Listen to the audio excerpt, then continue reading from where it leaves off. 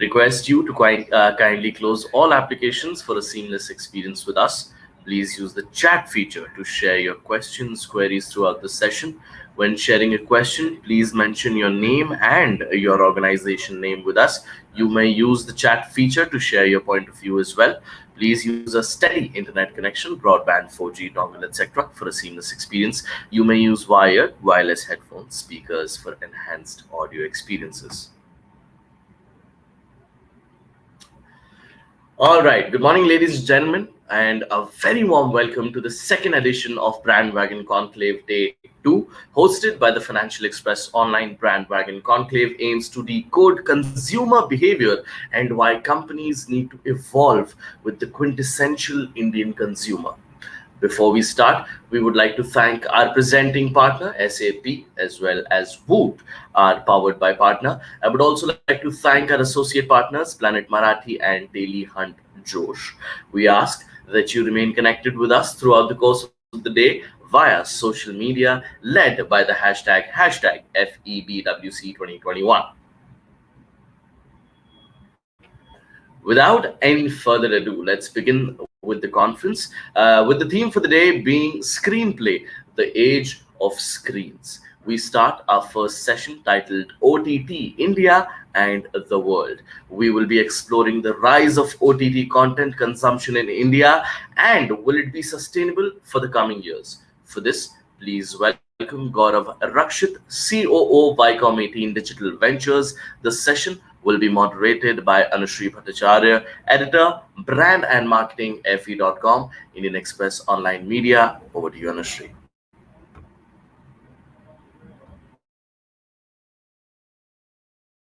Hi, Gaurav. Welcome to the second edition of BrandWagon Conclave. It's good to have you. And it's a morning session. We are starting with you. And the theme is, as per the theme of the day, is OTT India and the world, which brings me to the first set of question. When you look at the OTT industry in India and you compare it to the streaming industry, very mature market like the US or the UK, where do you think we stand? Not only we have seen a good growth on the back of the pandemic or the investments made by companies like you, but where do you think, what is the scope of growth? Where does it stand right now? And how do you think things will move on from here? Sure. So I think you're right. Lockdown unlocked a lot of value for the OTT industry. A lot more audiences came on to the platforms, and there was a period where there was no content at all. There was no alternative, and so people explored a lot more.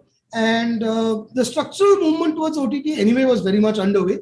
What the lockdown did was it accelerated that. And so what would have taken maybe a couple of years to a few months for that many audiences to get exposed to OTT. And there are two worlds, obviously, in OTT. One is the advertising supported user, which is really somebody that's not paying for the OTT content. And then there's a subscribed user who's paying for subscriptions on OTT. And I think the ad supported model is well and truly I can't say it's mature because it's still growing fairly rapidly, but it's definitely reached an inflection point in its journey already, maybe a few years ago.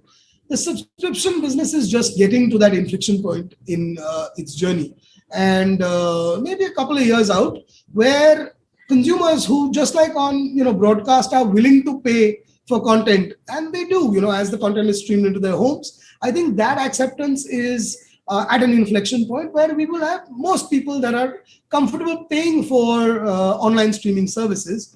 Which services they choose, how they pick bundles, all of that will evolve.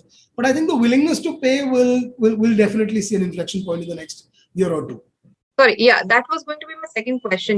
We have always thought about India as a country where people may not be that willing to pay for content, right? And we have seen that struggle, especially on cable TV, where we see all kind of bundling happening and everything over the years.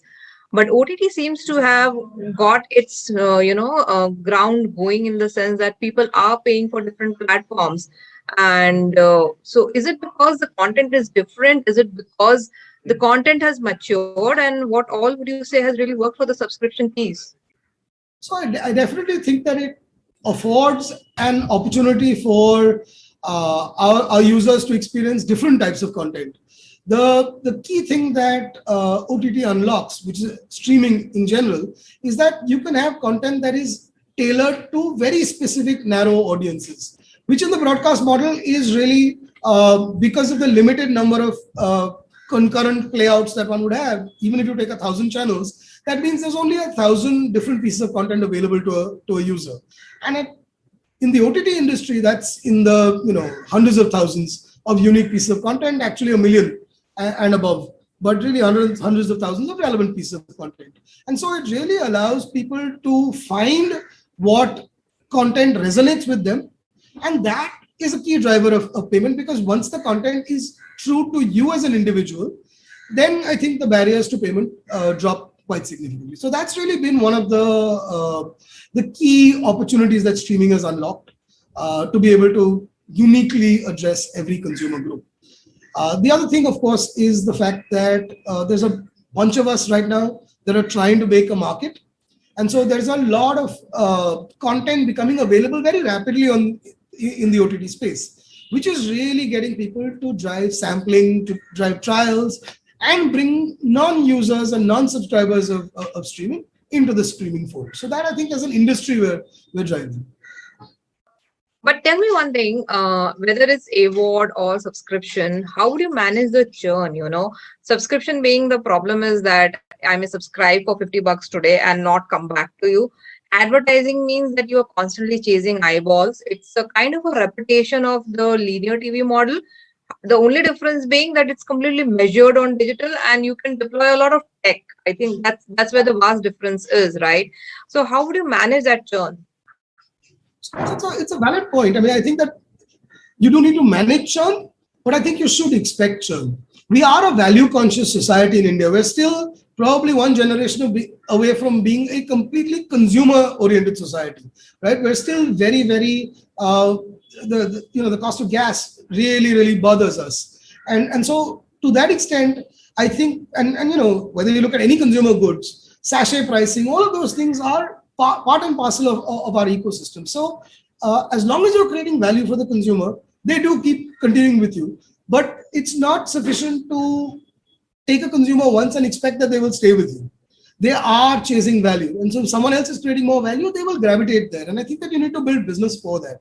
You can't build business on the assumption that consumer is now with you forever, because unless you're creating value, you're not really going to inherit the retention of that consumer. So churn is something that we will need to actually plan for.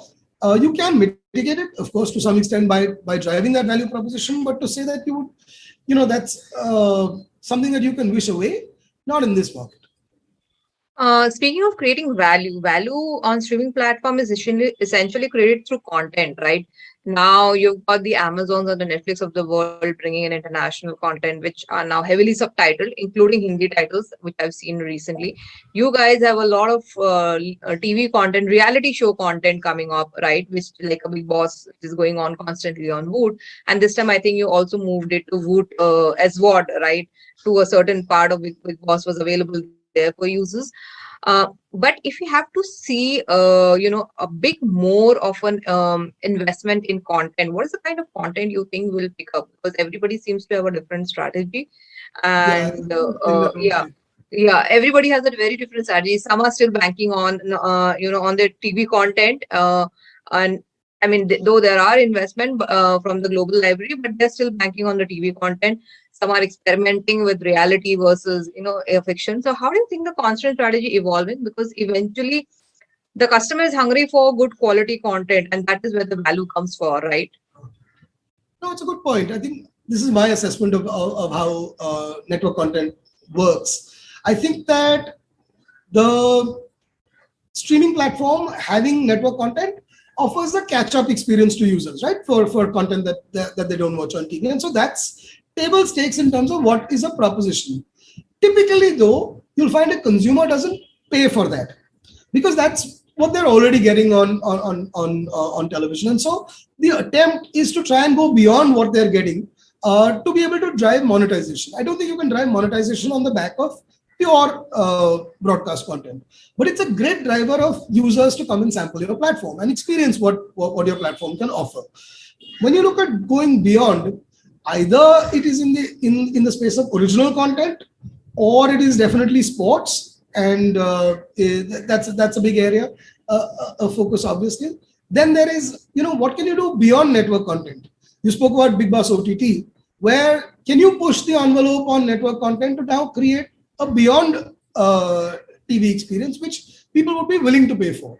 I think these are the various types of bets that different streamers in the market are taking to try and figure out what would the consumer see value in. And that's why I say that we're at an inflection point, because we're all learning together. I think that there's the beauty of the digital systems is there's enough data for you to be able to take a calculated risk, but it is a risk. There is a creative leap between what your data tells you and what you need to provide it, and then you learn. That creative leap teaches you. And God willing, you keep moving in the direction that you're creating value. And that's kind of how you build a set of subscription hooks for a consumer, for them to be willing to pay. So is it okay if I ask you your sports play forward? Because I know a lot of sports material content has been acquired or rights have been acquired. I'm very curious to know, will it all be behind paywall, or you'll have a combination, or how will it go on? Sorry, it's just because you said sports, so I got the curiosity. It's very early days for us in the sports ecosystem. To say that we have a grand strategy would be premature, frankly. I think the internet is about learning. So we have a playbook that we're looking at.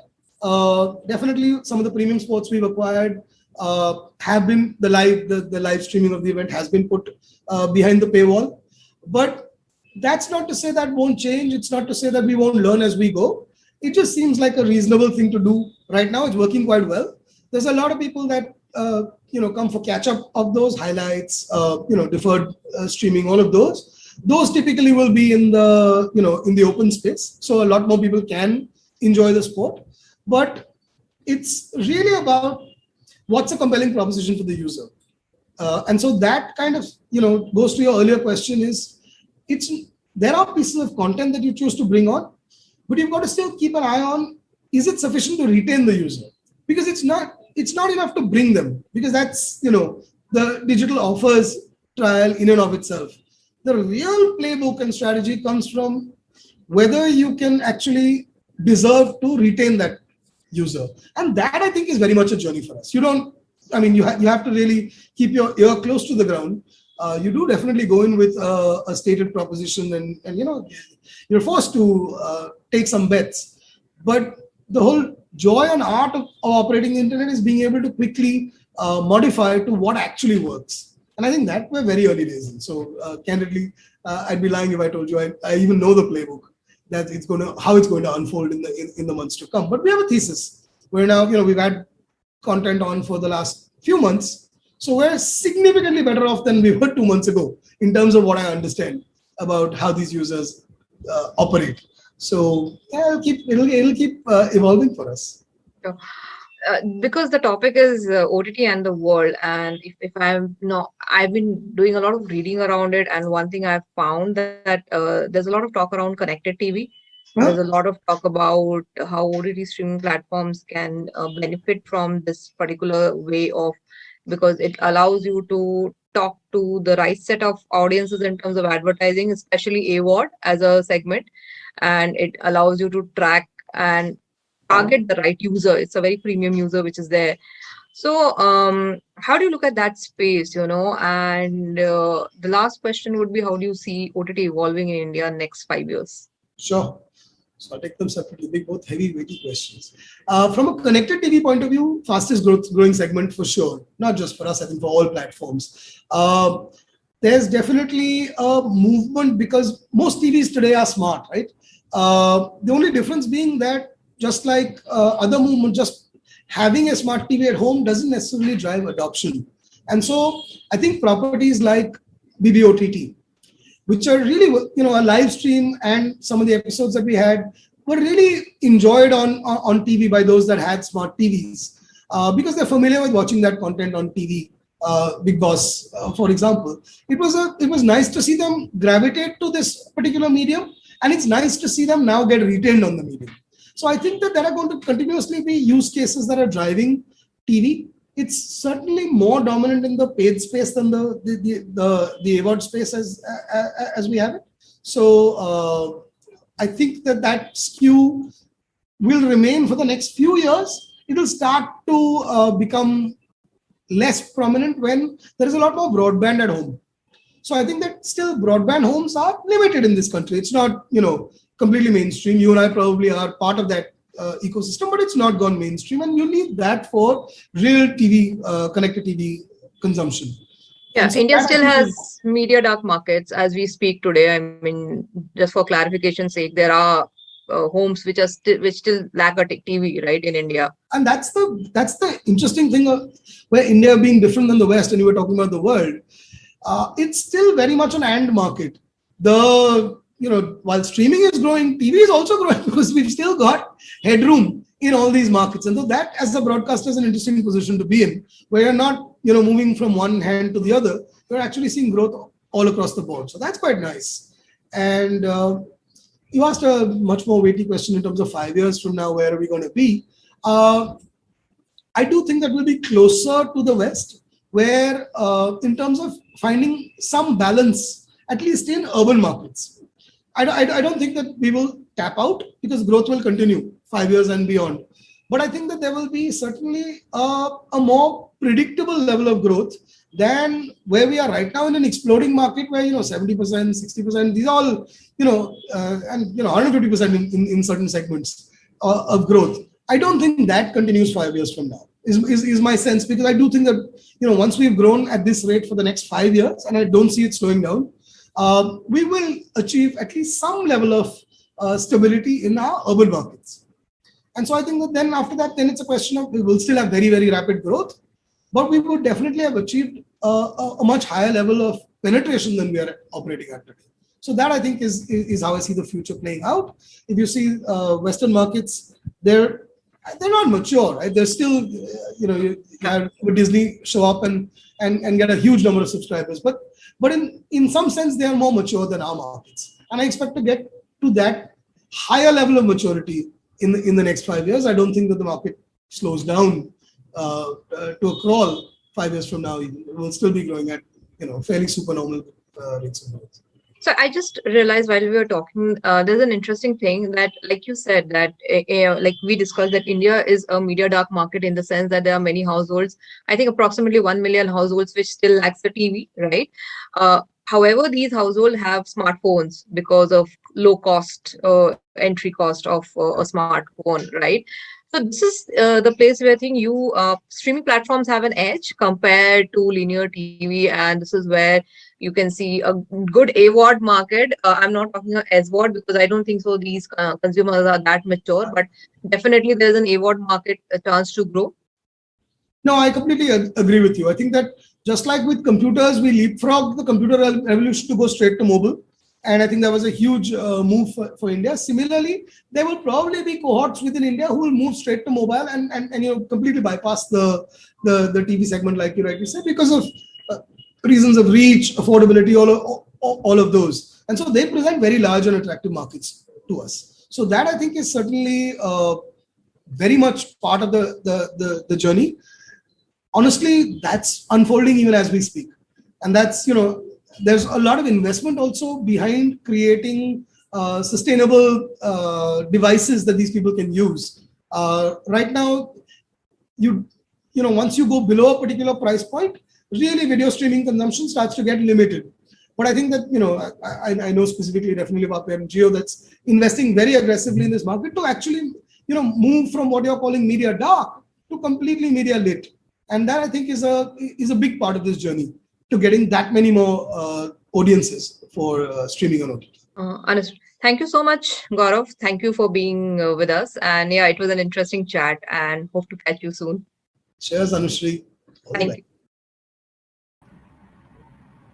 Thank you. Thank you so much, Gaurav and Anushri, for an insightful conversation. Now we move on to our next session, which is a fireside chat on taking infotainment online. In this session, the speakers are discussing the journey of Discovery Plus in India so far. For this, we would like to invite Megha Tata, Managing Director, South Asia Discovery Communications India. The session will be moderated by Paritosh Joshi, Principal Provocateur Adversary, Media Adversary Practice. Over to you, Paritosh.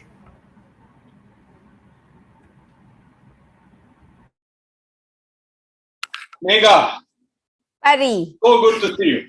so good to see you too. I mean, there was a time when we would run into each other in similar things, except this, strangely enough, I mean, you've been at Discovery now for how long? 2.5 years now. Yeah. There you go. And in all of this time, I mean, this would have to be a first that, you know, A, that we have only met socially maybe once. And B, we have not met professionally on these kind of stages even once in such a long time. I don't remember a period before when it has happened. So first things first, and, you know, just bring me up to speed. How has life been at Discovery? Enthralling and exciting, and as the brand signifies, full of adventure. So yeah, joined about 2.5 years ago, like I said, and it's been one hell of a ride, to be honest, Pari. It's you know, Discovery had gone through its bit of a patch, and I think so did everybody else. You're not alone. We all did, right? Yeah.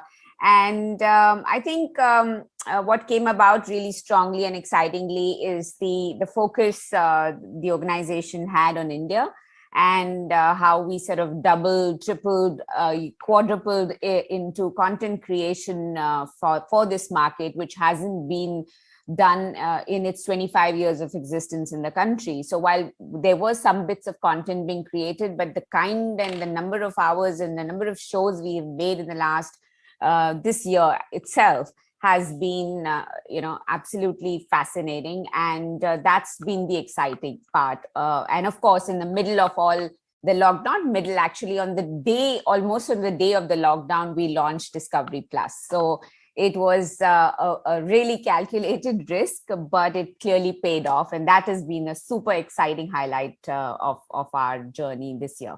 Okay, so actually, Discovery Plus is what I was going to bring a conversation to, since you brought us there.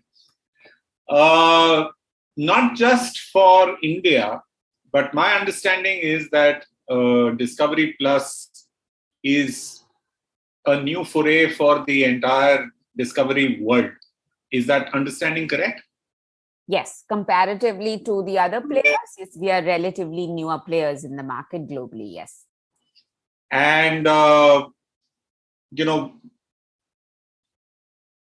it's reasonable to say that various streaming platforms have been around for more than a decade now. You know, people forget that the first significant streamer was actually BBC Plus, and BBC Plus goes back practically 2 decades. But you know, Hulu was 11 years ago or 12 years ago, something like that. And at which time Netflix was just about barely switching from being a video renting library to being a streamer. So, and Discovery Networks is such a vast empire. Is there a reason why they took their time getting there? I think, you know, the global decisions are, you know, I'm not, who am I to sort of comment on that? You know, they have they have their strategy. Thinking. There was a strategy and their thinking, and it played out well. Sure. I think the more importantly, probably what we should sort of focus upon is that, you know, we're there now. Yeah. And this is where we need to go, because everyone understands that there is a business of the past and there's a business of the future, and we were somewhere in between. And that's where we, you know, Discovery as a network globally also wanted to sort of be part of that future growth strategy across, you know, across the regions. And India sort of became the first country to actually launch across the overall Discovery ecosystem. And that was a big while exciting, but it was a scary and intimidating space to be as well, So lots of, under a lot of trepidation, we did launch. And I think the reason why Discovery Plus worked in India was pretty much the same reason why Discovery worked in the linear world in India as well. Because when you compare to the mammoth organizations and the big, large GEC players in the country, how Discovery, created its niche and its positioning as one of the formidable players was primarily based on that there existed a market for content like ours. And we pretty much with I can say with, eyes shut, that nobody can compare with the number of hours of real life entertainment content we bring to the table. It's over 300,000 hours of content when you look at the overall library which we have. And that is the super exciting part. And the genre like ours in many countries and ours as well is pretty geography agnostic. And as a result of that, so what happens, it becomes relatively easier to localize that content in the local languages by, creating, say, dubbing opportunities and how do you create that connect with the local markets. And that's really how Discovery's overall business strategy was globally. But after I have one challenge here, which I'm trying to wrap my head around. The kind of content that you're talking about, requires for people to have a truly immersive experience, actually fully enjoy the richness of the visual as well as the audio components of what you actually capture on camera and on the sound. The bigger the screen, the better it looks. That's my, very kind of dumbed down version of what the experience feels like. So, not that we have an Inox screen at home, but if we were to have a wraparound Inox screen, your product would look astounding. It would look incredibly good because you would actually get a sense of all the various elements which go into, every part of all the 16 tracks of audio, the richness of millions and millions of colors, the surround sound, everything would come together and deliver a great, great experience. And we are very much a smartphone forward market. How do you, how does this kind of content and the experience it seeks to create actually work now that, the digital platform is your new friend? No, interesting question, Paddy. Actually, I'll answer it in two parts. One, some of us also believe that, but the reality is a little different. When you look at the kind of consumption the content is, kind of content getting consumed on small devices on Discovery Plus, one would have thought one of the genres or one of the categories which is not doing so well is actually the animal content. Okay. Which is the, this whole large scale wildlife content, which is not a very high engaging content on digital, but it's highly engaging on television. So, so there is, a difference of, so hence the plus, which is what Discovery Plus offers, is, beyond what Discovery is known for, at least for a common man consume, what you know Discovery for. But there is so much more which now the Plus can bring to the table, which is and that's where we've explored different genres and different category of content. So, for example, when we launched a show like Star vs. Food, which is not purely Discovery content, but maybe a bit more TLC content. Okay. But a lot of our audiences were male, for example. But content like Star vs. Food got us women to sample our product as well. So then we've now started exploring that space as well. So we're going to be launching one of our big show franchises IP we have called Say Yes to the Dress, which is a hugely popular franchise globally. So there will be an Indian version coming. That's where now you get into exploring, expanding our target audience as well. So while yes, people, ideally, yes, would like to watch it on big screen, but the kind of content which is catching consumption on Discovery Plus is actually not the quintessential Discovery content one would have thought. Okay. So it would be things like military content, or there is paranormal content, and there is adventure content, or there is, of course, the lifestyle content. So different genres are seeing more traction. So I think we're able to play that out pretty well. Okay, a related question to this has to do with revenue models. Now, I remember, and perhaps you and I have been on some such panels in the past. A decade ago, we used to talk about SVOD and TVOD and AVOD and all of that. And then what we landed up seeing in India, at least for the biggest part in the initial period, was models driven by advertising. And of late, of course, the SVODs have also substantially kicked in. From your perspective, how does the monetizing game work? So that's $1 million question, literally. Will you give me the $1 million after we are done with the show? Actually, I was going to ask you for those $1 million. So, I think that is our everyday battle to figure out like what is the right space to be in. Okay. While AVOD is definitely, in my view, is an area which or a stream which has been explored, and I think it is in a way sort of reached a bit of a glass ceiling in that sense, because there is a limitation of advertising.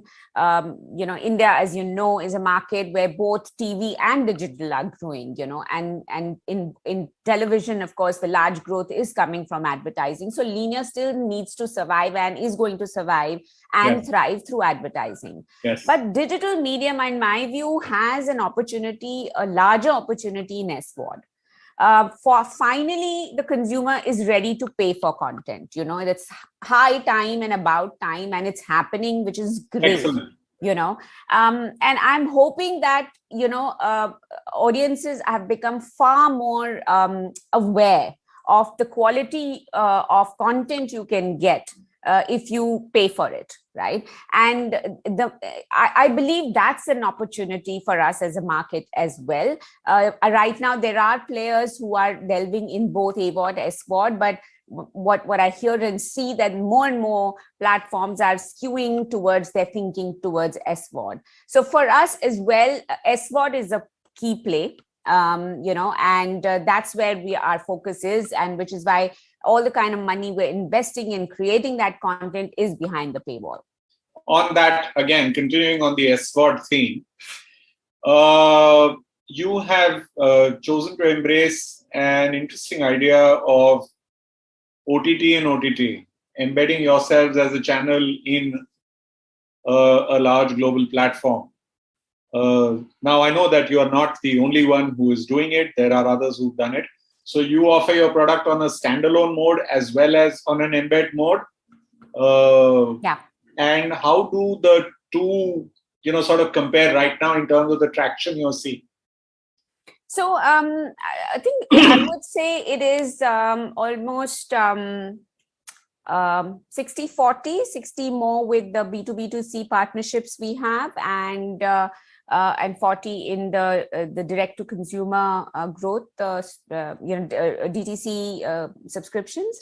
So I would say that, but that's not a sort of like every market has its different thing. I'm talking more from an India point of view. So I think partnerships will definitely do and will play a very integral role in growth of any OTT play in any market, and definitely in India. And but it also, the challenge really, Pari, is that India, as you know, is such a low ARPU market. Yep. And that's where it becomes very difficult to make those take those calls on how how do you make this a sustainable business proposition? So, in an ideal world, it'll be great to have a larger D2C play, because then there is a direct benefit for a platform as well. Through partnerships, there are sort of multiple levels of sort of payment challenges. So I think early days, I would say. I don't think so. The jury is absolutely out there. A lot needs to yet be done, even for us. We've had a fantastic year with the number of hours of content we have produced, and that's really fascinating and gratifying, to be honest, because the kind of consumer love we've got from our content is absolutely overwhelming, and that's our commitment as well, to keep adding to that. And I'm hoping with the combination of the D2C play we have and some of the partnerships we do get, it's going to be I think it's going to be an equal play out eventually. There is an interesting little question from the audience right about now. It says, there is, everybody worries about churn. What's your experience with churn, and what's your ways or means of controlling it? Yeah, I mean, churn is part and parcel of any OTT play, Some will go, some will come. I think at the end of the day, for everyone, and definitely for us, it is the differentiation of the content you bring to the table. Right. I forget about everything else. Purely content is the key. Agreed. And if you have a proposition and you continue to, should I say, satiate that content need for that consumer, you have lesser chances of having that churn to happen. Because I think one of the things we believe very strongly for Discovery Plus, that we are not an either or option. We are an and option.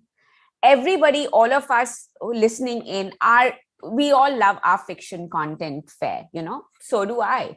But I also want to watch content like what Discovery Plus which brings to the table. So we're a nice complementary play to the larger sort of ecosystem of, general entertainment consumption, which is happening.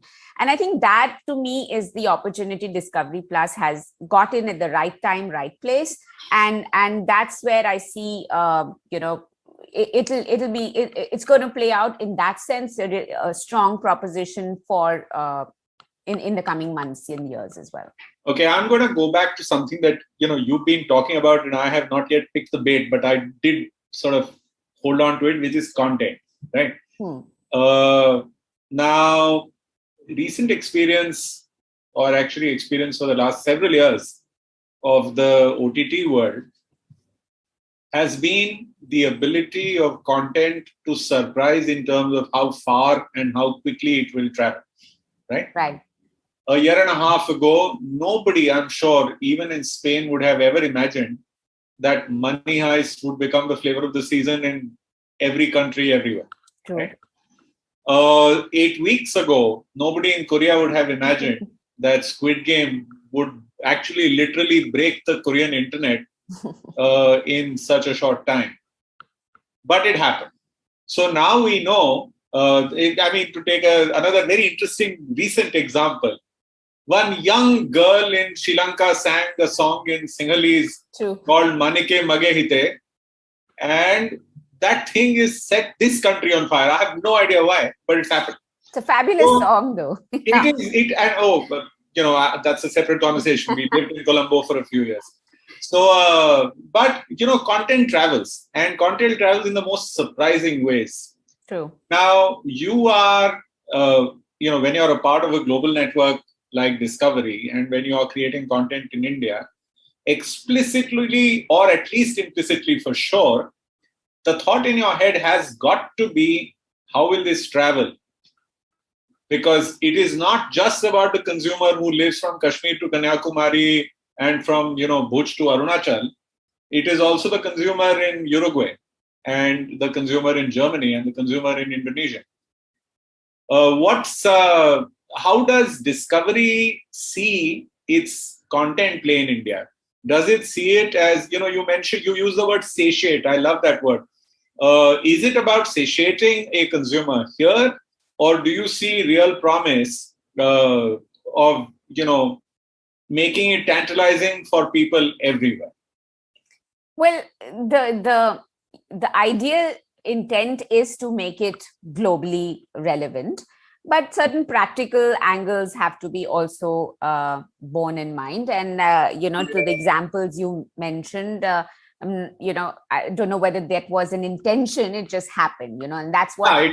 It's magic. It's magic, right? And and that's why it's magic, because magic is not practical. It's sometimes it's just things happen, and if something like that was to happen, fabulous. Who wouldn't want that? But to give you an example, Pari, for example, when we did this show called Into the Wild with the Prime Minister Modi, and I think that sort of was our first foray into doing something big and mega.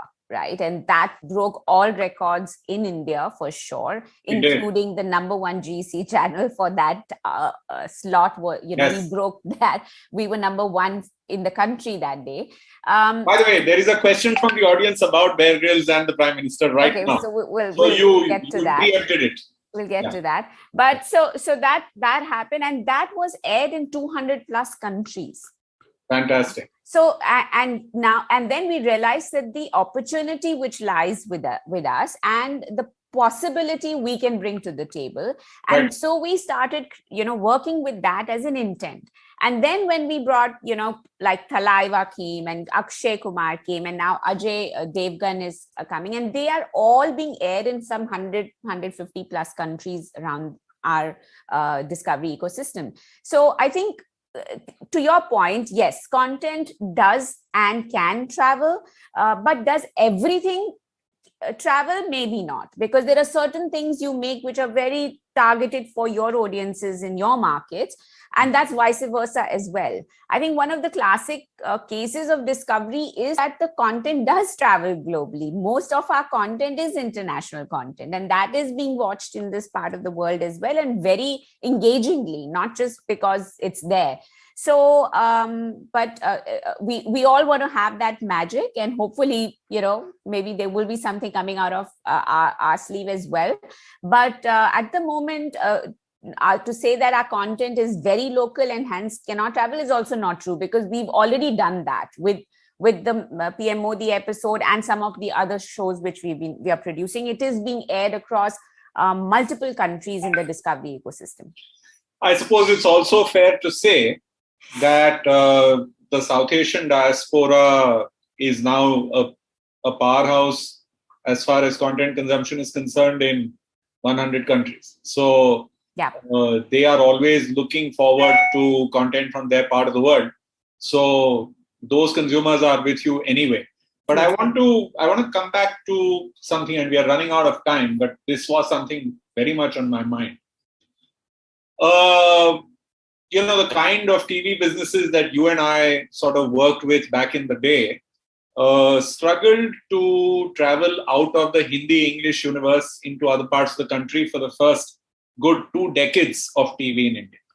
That's when they finally figured out that there was a South and there was an East and there was a West, and the East needed it in its language and the South needed it in 4 different languages, and the West had multiple languages to deal with.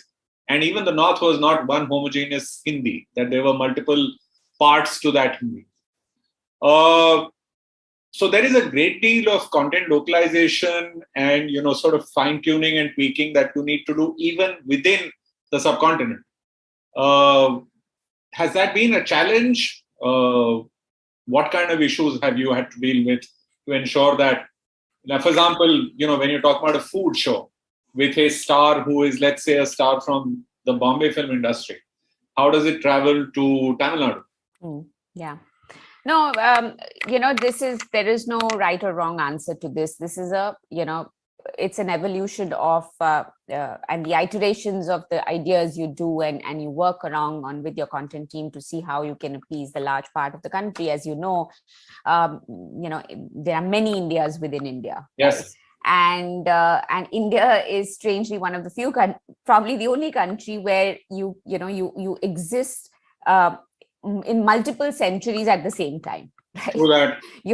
You're talking about child marriage to gay marriages, so it's in all in one breath, and you have to appease to such diverse audiences and diverse tastes.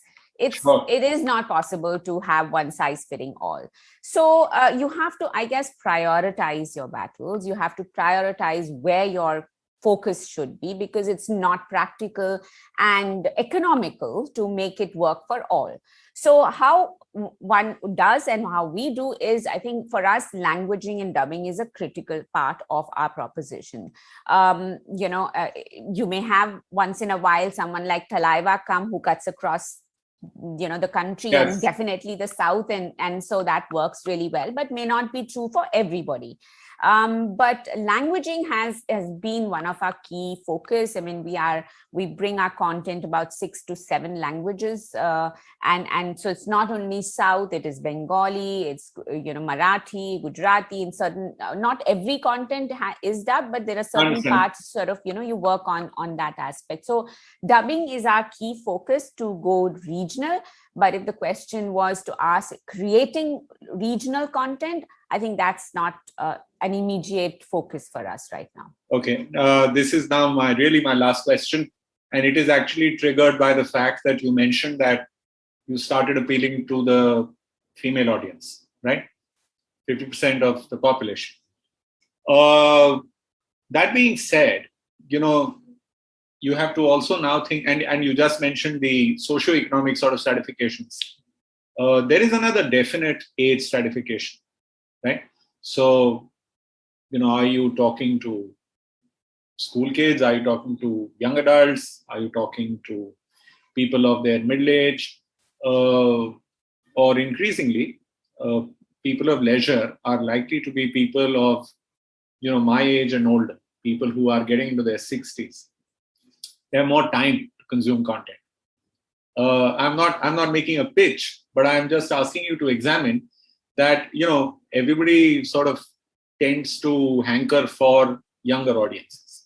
That's the convention, right?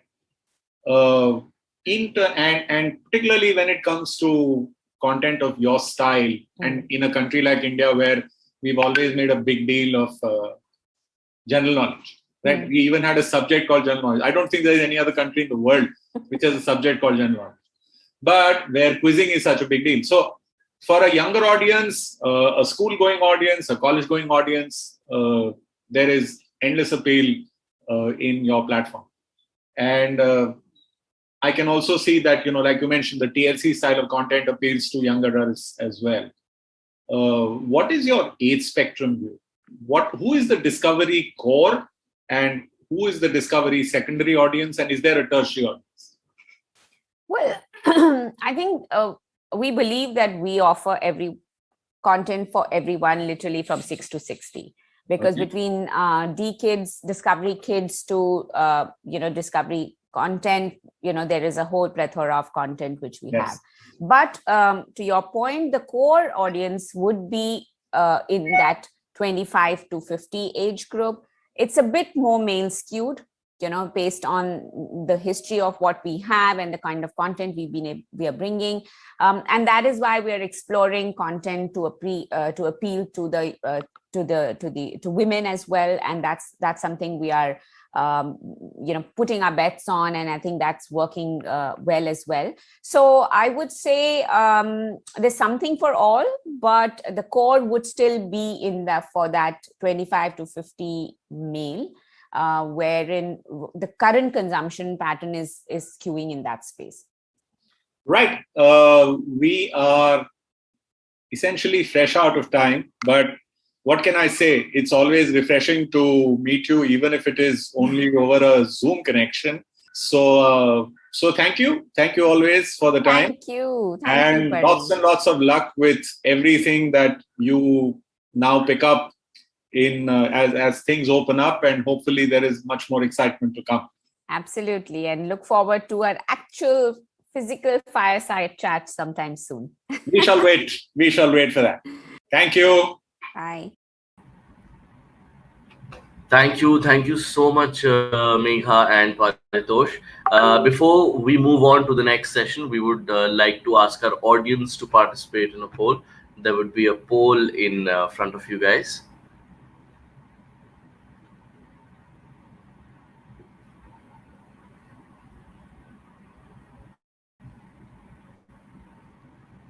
Can we have the poll, please?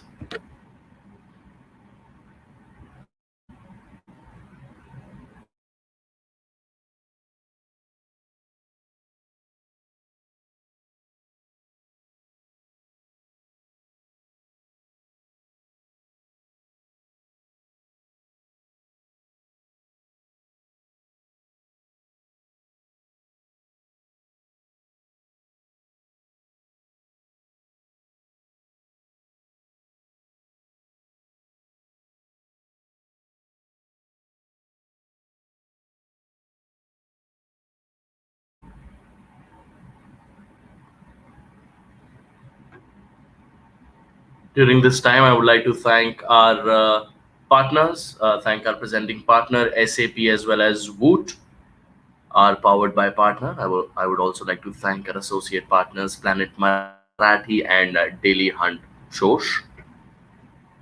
Could we please have the poll on the screen?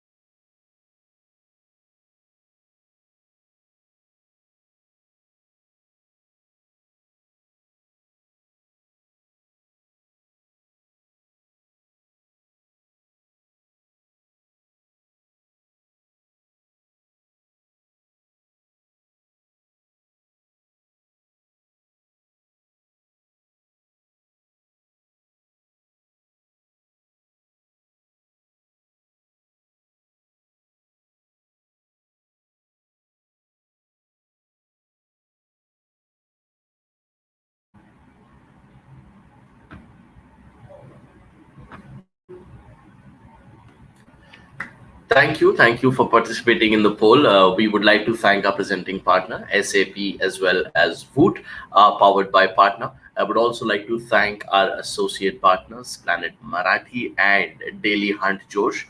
Also, one more thing, we ask that you remain connected with us throughout the course of the day via social media led by the hashtag FEBWC 2021. Okay, that was an insightful session. We now move on to our first panel discussion of the day, managing churn, running the subscription model.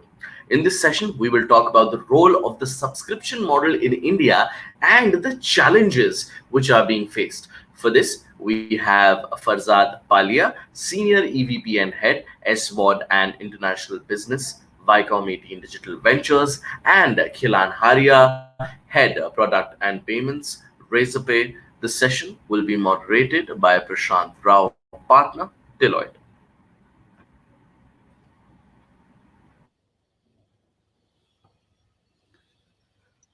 Hi, can you guys hear me?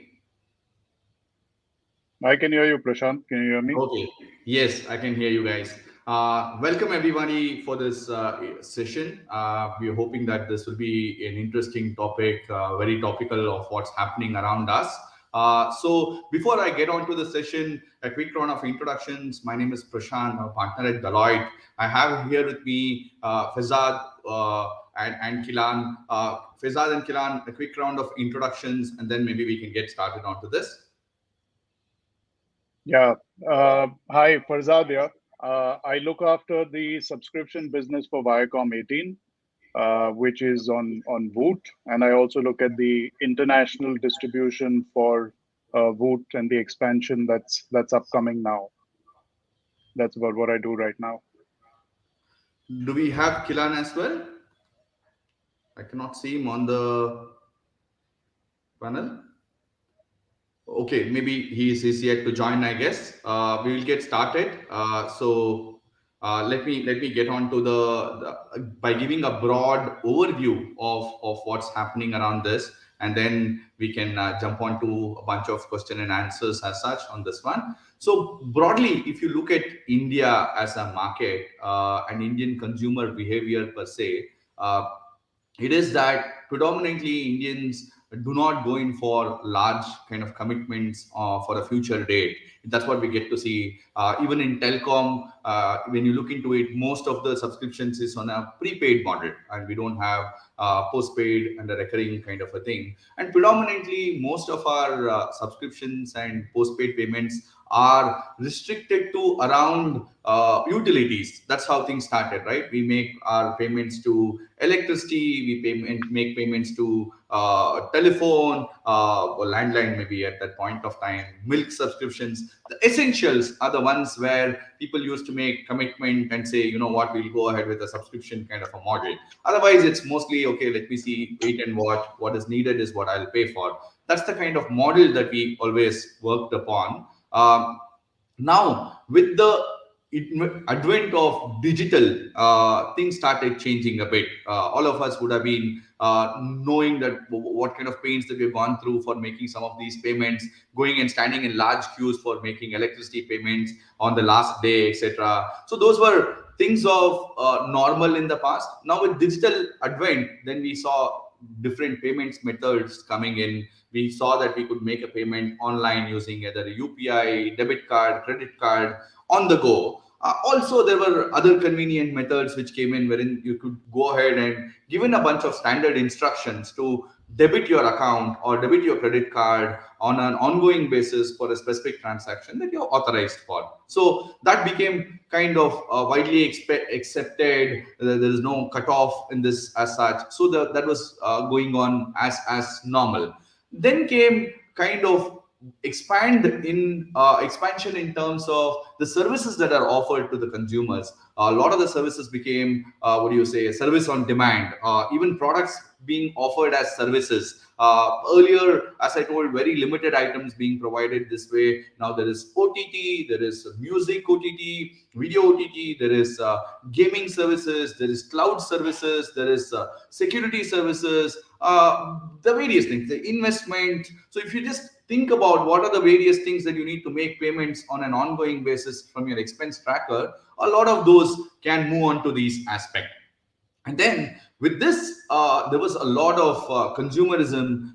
People started to woo consumers to come and buy their products as such, subscribe to them. So it is not an easy market as such. So you need to identify the customer interest, give the right offers to them, give them an option to test it out, and then kind of move them to a regular subscription. It's a journey in itself. I'm sure Farzad will speak about it as we talk later.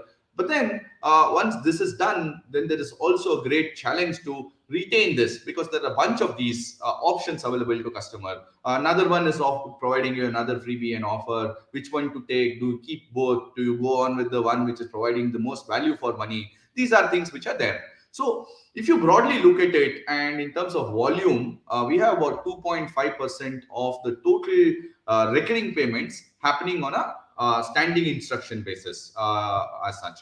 And this also translates to about 1.5% of the value as well. So that means normally these are lower in value, higher in terms of number of transactions when you look into it as such. Hi Kilan. See that Kilan has also joined us. Welcome. So then when you look into this, also 75% of the value of these transactions are below 5,000 when you look into domestic market. And there are also various international transactions that you do. There are a lot of international companies which have come into India, they're providing services. You may not even know that they're international. Say, for example, when you make a payment to Netflix or a payment to Xbox Live, those are payments which are set up in an international mode itself. So you're trying to make a payment to the international vendor. So when you compare this, 85% of the payments now are less than 5,000 rupees when you look into it. Why is this 5,000 important? Why am I talking about this? There is when we are at the tipping point where consumers are accepting subscription as a mode of payment. There's a huge battle between AWOD, pay through in the sense the monetization through advertisement mode or through a subscription mode. AWOD is it's always been existing. SWOD is also raising its head up. At this critical juncture, there was one specific rule. As you know, RBI keeps making various rules for the safety of consumers to promote more adoption of digital and payments, etc. One such move was requirement to double authenticate transactions even on a standing instruction basis. So this was brought in some time back, and recently what RBI did is they went ahead and enforced this. October 1st was the deadline on this. So just a minute on what is this mandate and how does it affect anything as such, things that we are talking till now. So if you look into it, any transaction which is below 5,000 rupees and it's a standing instruction mandate on your debit card or a credit card, one needs to do a re-authentication of the same. You may be given going through this for the last 1 year, whatever it is. You need to do a re-authentication with a double factor. That is a one-time requirement. The same requirement holds good for any transaction above 5,000 as well. Then going ahead on a monthly basis or whatever period that you have given the recurrence of payments of these, if it's below 5,000, what can happen is the bank has to send you a notification 24 hours prior with an ability for you to cancel the payment. That is a requirement. If it is above 5,000 rupees, while you give a prior notification, etc. Also, it is just not auto debit. Even after the notification, you need to do a double authentication even at the time of before charging your account or the card. So that brings in a bit of manual activity in the smooth flow per se. So this is the thing which has happened. So how does this impact various and this has to be done by the banks. This is effective from 1st October. The trigger was pulled in, and we know that it can affect various people in different ways. So how can this affect in different ways to different parties? Let's just spend a minute on it. So if you look at the consumers, one can argue that, you know what, consumers now will get a view of various payments that he's committed at different points of time in one go. He can look at it and take a agreed judgment and basically make or decide to stop a specific payment. So that's a good news for the consumer in that sense. It can prevent frauds because every transaction above a large value will need a double authentication. So some kind of frauds can be avoided on this. So these are two advantages as we can look into it. But then this will also disrupt the bandwagon in terms of the number of transactions which are going through, the instruction that people have given various kinds of standing instruction onto this. Just as a look into it, if we look at how many standing instructions were revalidated post 1st of October, I'm told to understand that's about 2 million of such things were revalidated.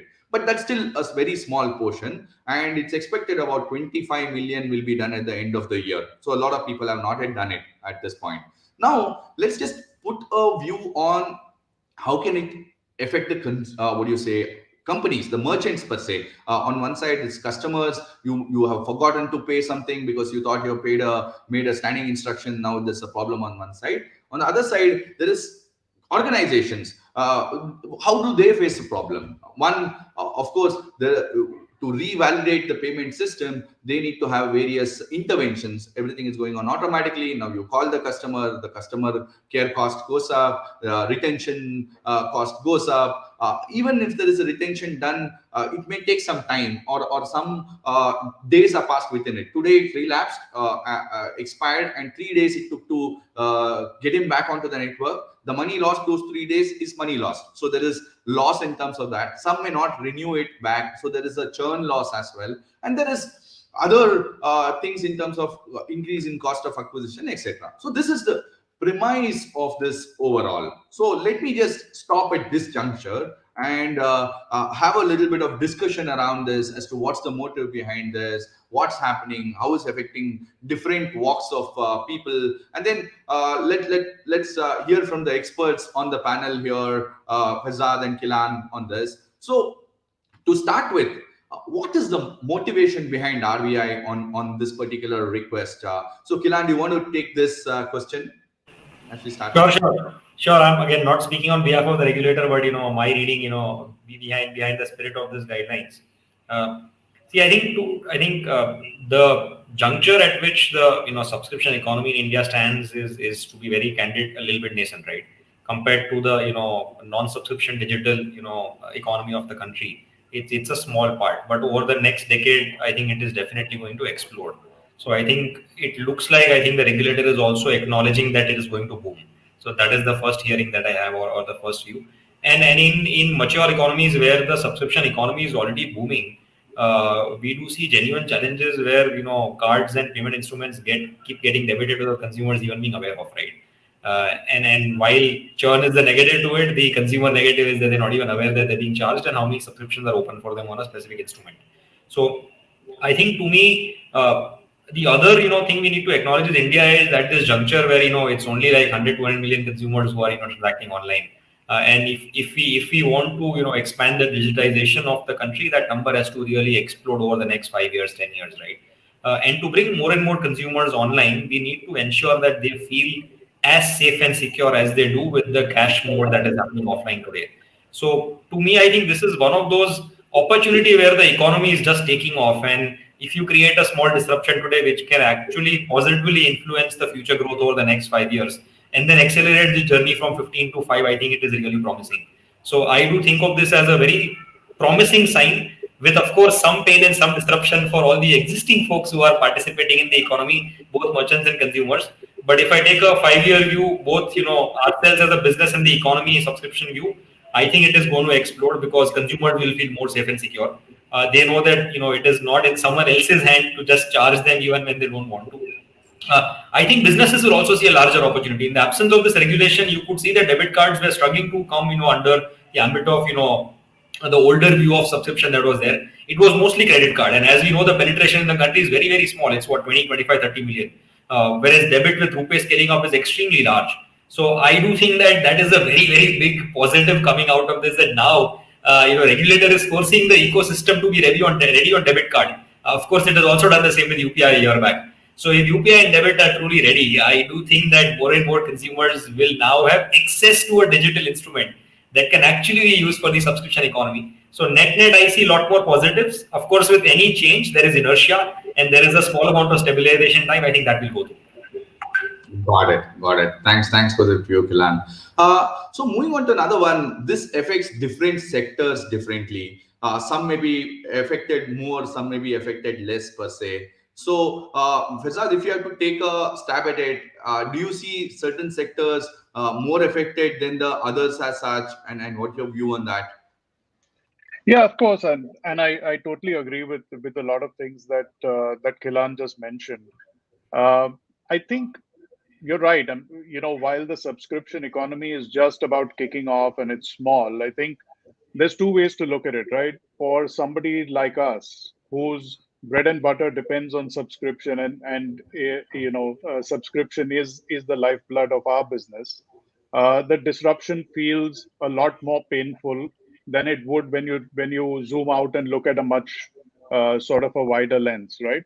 But I think, like Kilan said, for the longer term, it is definitely a positive move for a variety of reasons, some of which he's already covered. Consumer feeling safer, consumer knowing what they're essentially paying for. There's a flip side to it as well, which is that when a consumer makes a recurring payment or has an auto debit instruction, they make a decision at one point of time for a subscription service, which is a longer term period, right? But the minute you start asking them every month, for example, that would you like to renew, you're asking the consumer to make a decision 12 times in the year versus the one time that he's already made it. So there are flip sides to it, but I think at the end of the day, it is in the benefit of the consumer as you go along. And what will eventually happen is that stronger services will continue to do well, and the fringe services, or the ones that a consumer was on the fence about, will need to work harder and may actually see a little bit of impact. So that's one part of it. But the way I really look at it is it's a state of two halves, really. One is what's happening currently, which is that the ecosystem is in a bit of a mess. There is broad scale chaos. We were in a situation where subscriptions were growing at a very good clip. The consumer was more and more comfortable with making digital payments, as we've all seen, especially over the last 18 to 24 months. So, unfortunately, my sense is that this could not have come at a worse time. However, again, going with what Kilan said, whenever a change like this comes in, and we've seen it at various points of time on various things that all of us have been through over the last many years, right? That at some point in time, you need to bite the bullet. I think what's happened is that for a lot of the subscription businesses, which are solely dependent on subscription, the current situation is that there is chaos, which is that, a lot of payment gateways are not ready. There are some instruments which are not compliant. Integration is still some time away. My sense is for the next quarter or so, that will still exist. Some will get there quicker, some will get there later. So there is a variety of strategies that various players are deploying to deal with the current situation, right? That do I gravitate my consumer more towards an annual plan at a more value for money offering and postpone the problem and deal with the problem 12 months later, 9 months later? Do I discount a monthly plan? So there's various things that are going on, and that does have an impact on business. My hope is that impact on business should cease in the next quarter or so. The second part of it is that once everything is ready, once integration's done, once all the payment instruments are in place, and compliant, which is important, I think what remains to be seen is then what strategies does one deploy to make it a lot easier, a lot simpler, a lot more seamless. And I'm pretty sure that we have a very pro-consumer and a pro-business regulator. So you will see maybe some easing, maybe a lot, and technology is evolving, every single minute and as we speak. So you will see some innovations come and things will get more seamless. But at the current moment, it is extremely challenging. I personally, I'm at the receiving end of some of those where, every few days I realize that, oh damn, I haven't, I need to go and re-authenticate for X or Y or Z. Some very large companies which I would have been a subscriber of, I've struggled myself, despite being in the business, to go and do Really. the re-authentication. So I can only imagine that for a broader base of people who this is not bread and butter for, it would be quite challenging. And we need to solve for that quickly, because while it may be a small base, it's an important base. It's also a base which is an influencer base, which does sort of, percolate downwards. Yeah, got it. So very nicely summarized there, Fazad. So now, getting to the root of it, what does it take to solve it? In the sense, Kilan, there is the entire ecosystem in this, right? There is the bank, there is the gateway, there is the merchant, there is a consumer in between, there is a technology provider, there is cloud, there is too many players in between which has to do this. This mandate was out quite some time back. To be fair with RBI told, okay, this will October 1st deadline coming in. We see that some are ready, some are not ready. Did people take this light? Who has to do their part at this point of time? It has to be fixed in. What is the time horizon that one has to look into? And what is the complete ecosystem? Maybe I have not covered everything. So if you can throw some light onto this and what's in store for us. Yeah, I think it's a very valid point, right? See, the way RBI kind of put together the guideline, they passed on the onus to issuing banks, right? That finally, where you and I and all of us as consumers hold the card, that bank has to now comply to certain new set of things, including showing all the existing subscriptions, as well as sending a notification, pre-debit notification, allowing consumers to pause it, and all of this was already done with UPI, but in UPI the onus was passed to the PSP. So Phone Pay, Google Pay, Paytm, Amazon being the largest PSPs out there. And then I think, right or wrong reasons, not all banks were ready. I think the deadline in March got extended to September to minimize the disruption. Though RBI did not fully extend, but they did stop new mandates. From a bank's perspective, I think until March, I think pretty much no one was ready. I think there were a couple of service providers, including us, who were kind of partnering with banks to help them comply with this guideline as a pure technology service provider. And there were multiple challenges, some genuine, some the quantum of work at the bank's end, despite the TSP, there is still some work at the bank's end, right? And some the quantum of business on recurring for all banks is not very large, right? You've got 70 banks in the country, including small and large. So at the end of the day, it's a prioritization call for banks as well, right? So I think it will happen. It will take some more time possibly, but I think next I think while Farzad mentioned 3 months, I think if I look at the coverage, which is going to, like 95% cards being covered, then we are possibly 6 months away. I think success rates being stable, all of that, ecosystem maturing is, I think, 6 months away. But I think slowly we'll start seeing in a quarter where the larger banks are all there. So we'll get to 80 very soon, but 80 to 95 journey will take time. 95 to 100 journey will take longer. So that possibly is 12 months away, is the way I see it. Got it. And that gives a very clear view. So attack the majority, at least 80% will get. That's some good news to both the merchants and consumers like me, who are now, without knowing, become a slave of a lot of these subscriptions, I would say, as we go on to. So getting on to, while this 80% gets onto the thing and getting to 80 to 100, the problem needs to be dealt with. You need to maintain the customer in different ways. We are seeing different companies adopting different kind of strategies. One I saw was, I'm an avid gamer as well. I keep playing some of the subscription-based game. I saw Microsoft extend its Xbox Ultimate game, pay for 1 month, get 7 months free. Ab tak suna tha, get 1 month, get 1 month free kind of an offer. This was a once in a lifetime offer, I would say. Pay for 1 month, get 7 months free. They're also, I guess, expecting it will take 8 to 9 months to solve this. Like Farzad said, delay the, give it time till then, and then you attack it at that point of time. That's one thing that we saw. Another approach that I noticed is Apple Pay. Apple is basically debiting my charges for Apple One, Apple Cloud, various subscriptions which you have taken in. Now, of course, those have stopped as well. So they're saying add on to the wallet, created a wallet and said, if you add money to the wallet, 20% extra. Of course, all of this comes with a cost, right? No revenue for the next 7 months in one case that we saw. In this case, 20% of the revenue gone. These are all cost per se.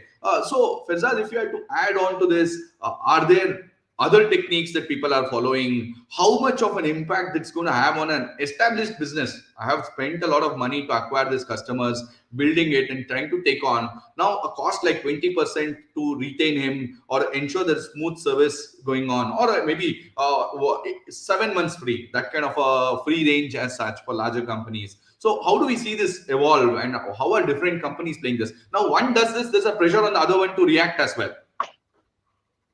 Yeah, like I said, whichever way you twist it around and hold your ear or touch your toes, there is going to be impact for the next 3 to 6 months. I want to be a little more optimistic than Kilan, though he's a lot more in the know that I would, given the myriad people that he deals with on the specific issue.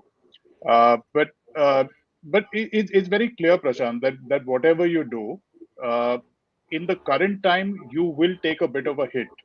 If you stay with monthlies, for example, right, your churn will be higher than it used to be.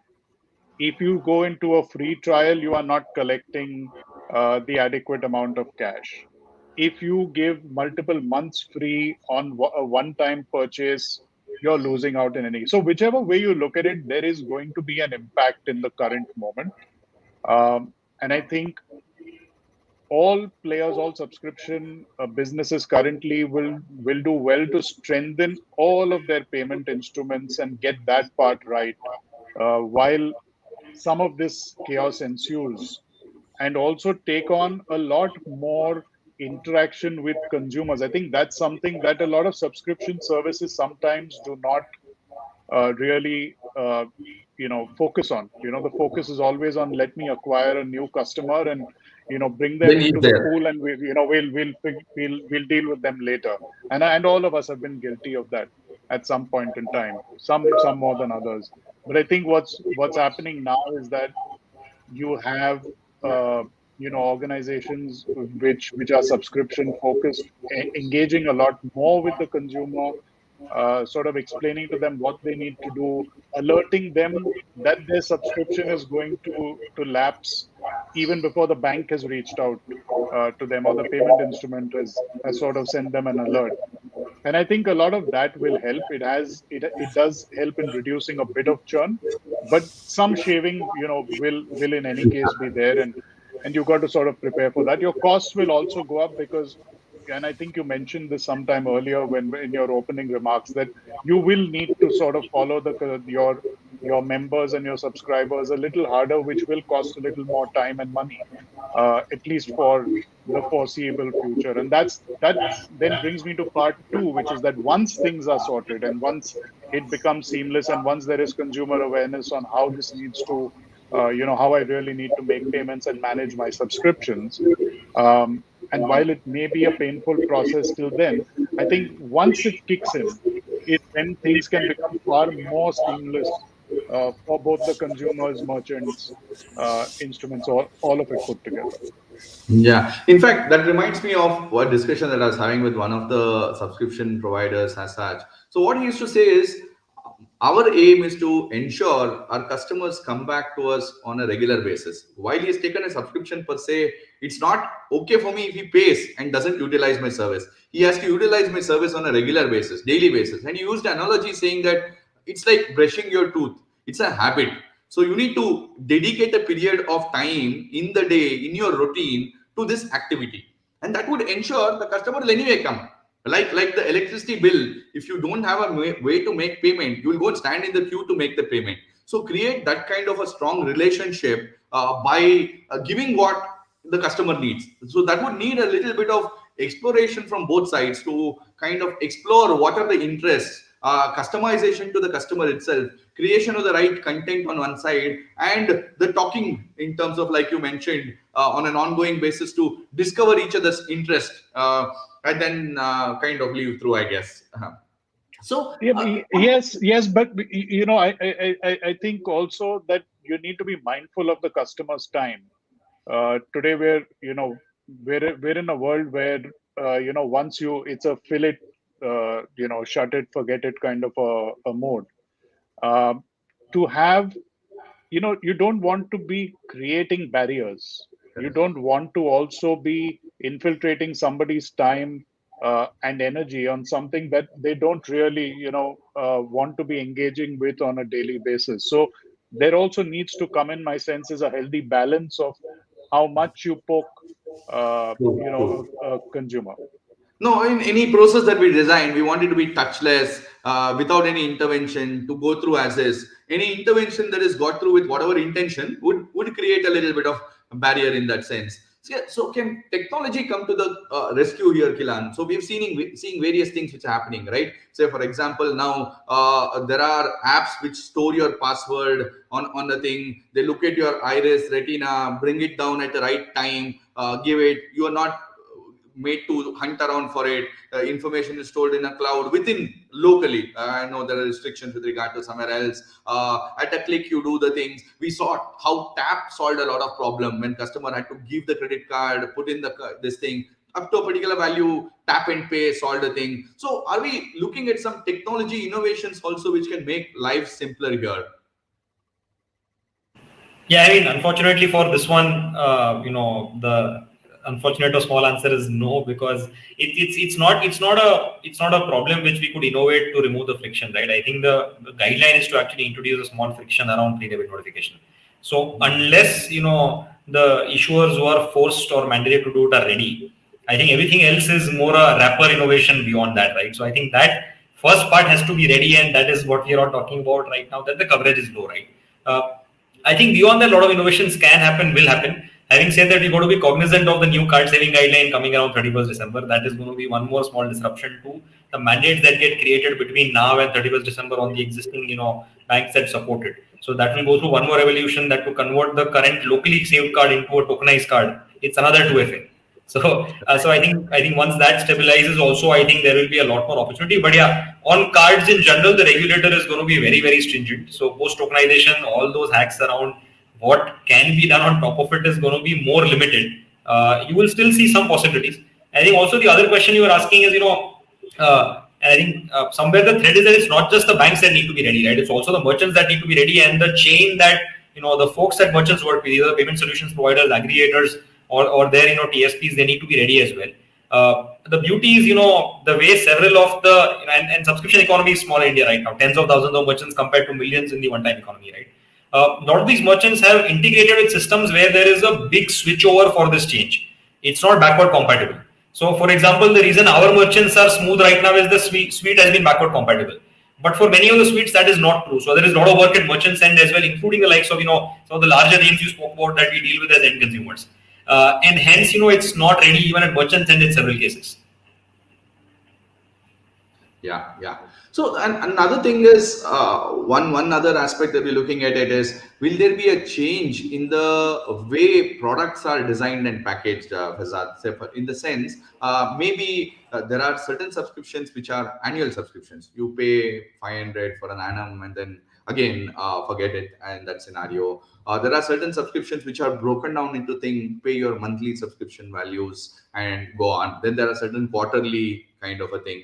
So are we looking at modes where you kind of gravitate towards longer term subscription plans to kind of manage this is one thing. The other one is with regard to consumers, when I may be having 3 to 4 OTT subscription, in fact more per se, which has all come from different aspects at different points of time. Then one would look at and choose horses for courses to say, okay, cricket is going on. So cricket, do I want to watch the entire series or only want to watch this match? So can I subscribe to this match only and pay as you go for that and subscription for something else? So will there be new models of hybrid which is going to come in where pay as you go and subscription and award, which is already the thing, will all coexist together? Will there be changes which are brought out to consumer this thing in terms of product design? So I think Prashant, the models of whether it's a one-time transaction or a TVOD or a transaction VOD kind of model, SVOD, which is subscription VOD, and AVOD, which is advertising supported VOD. I think all three will definitely exist. Currently it's AVOD followed by SVOD followed by TVOD, which is very, very nascent. I think there's tremendous scope for growth for all three of them. But I don't think that really has to do as much with the current, RBI mandate as it is from a broader lens of the way the consumer will evolve, the way content will evolve, the models themselves. So I think it's independent of the new mandates or recurring transactions. I think what will essentially happen, or what is essentially happening, is that consumers come into a subscription business, into most subscription businesses, with a transactional mindset, which is a one-time transactional mindset. Whether that transaction in their minds is that I want to make this transaction so that I can consume this for a longer period, or like you said, if I want to watch a particular series, right? It could be a cricket series, it could be an entertainment original fiction series. That is the reason for somebody to come into the top of your funnel, right? That I don't think is going to change. That's a reason, and that's how you essentially bring a consumer in. What will really change is the bottom of the funnel. When you look at at churn, pardon me. So, like I was saying, that it becomes now a scenario where a customer is making, and the most profitable plans, I think, by and large, will always be a monthly kind of a plan. Because you made the point earlier that what happens if you give a subscription away much cheaper for a longer duration, right? Which is value for money. The number of transactions will come down because you're asking for a larger size commitment on the ticket size. So you will lose at some point over there. You'd also, if you pick up the same number of consumers, you're more likely to have a much longer period of a relationship with them if it's a monthly at a sweet price point. But at the heart of all of it is still, what value are you providing to the customer, and are you really providing them that value to make that decision 12 times in a year versus, if you give them an annual subscription, you're only postponing the problem. Nothing changes. The mandate still applies. You'll need to go through the same thing 1 year later, except that you've given possibly a part of value that you would have earned for the business away to the customer to postpone the problem. So I don't think that's really running away in a hurry. But I think churn management and essentially focusing on the fact that a customer will make a decision 12 times in a year instead of potentially the one time that they had made it. I think that's the big mindset shift that subscription players will need to sort of bring in. Got it. So another thing is, as we talk about this, I was just thinking in terms of savings and investments, maybe your SIPs or your standing instruction on investment, is this going to also have an impact on that, or are they excluded in certain ways, or people have taken care of the larger ticket size in some way? Because I didn't see a disruption happen on that side. Maybe because the bank was the one who's dealing and he's the one who was supposed to get the money also. They prioritize that first, I guess. I don't know. What's your take on that, Kilan? No, I think it's a little different, right? So I think most of these, savings and investments, are not even allowed by a credit card. So technically, you can't even use your credit card to swipe and do these things. So it has to be a debit instrument or a bank account, right? And so many of these are on match and mandate, if not all, right? Because debit subscriptions used to any which was not work beyond 4 banks earlier, and they're also, the conversions used to be very poor. So it used to be on, NB, and now the newer ones are starting to leverage, UPI as well. So I think those pipes continue to be stable, no challenges, and hence no disruption. And even for above 5,000, the only instrument available is going to be e-match and e-mandate and e-natch, right? So that I think continues to be stable, works pretty smooth. I think the other thing you're asking is, many businesses are trying innovative means, right? Certain businesses are starting to go faster, and as Farzad mentioned, that businesses need to have all instruments available. So we are seeing consumer businesses which earlier used to say no to VNACH and e-minded because the experience is not, as solid. And now starting to have it because they don't have a choice. Second, UPI is kind of becoming big. More and more consumer subscription economy businesses are starting to have it. And we are seeing another trend where a lot of companies are starting to create a one-time long-term plan. That one is I used to allow you a monthly subscription, but take a yearly plan at, of course, some discount. That is becoming one more trend which we are observing across categories in our business board. Got it. So, any questions from the audience? We are happy to take that as we kind of wind up on this session on this. So, while we are waiting for any questions that may come through, maybe any other closing remarks that any of you might want to have on this one? Rizad, you want to go first? Yeah, I actually don't have too many remarks. I have a request, which is that may everyone get together pretty quickly and make sure that we move to a seamless scenario where payments are concerned, because I think eventually that is the backbone of the business. And there are a lot of new small businesses which were doing really, really well on the subscription side. Startups who may not be able to necessarily take the pain of this kind of churn and loss. So I think it's important for all stakeholders, whether it's the payment gateways, the banks, other instruments, and merchants, of course, like Kilan said, to get ready and sort of make a move on a war footing on this, because otherwise you will put some very good potential businesses out of business. So I think we need to act pretty fast on this. Right. Kilan, your thoughts? No, pretty similar. I think the ecosystem and merchants. I wish that we all move, significantly faster and get to that 100% sooner, and stabilize the recurring economy. I think I'm pretty bullish on it once that happens. So I think I'm hoping that happens in 3 months rather than 6 to 9. And as that happens, then I am, if all participants from merchant to the players and then the issuing banks, I think, participate, will move very fast. And once that happens over the next 5 years, we'll all talk about this being the backbone of India's digitization journey. Thank you. So summarizing the discussion per se, broadly, if you look into it, what are we saying? We are saying that, consumer is the heart of things. So anything which is need of the consumer would be provided to him. Give him all the services at his choice. Do not create hindrances in the sense.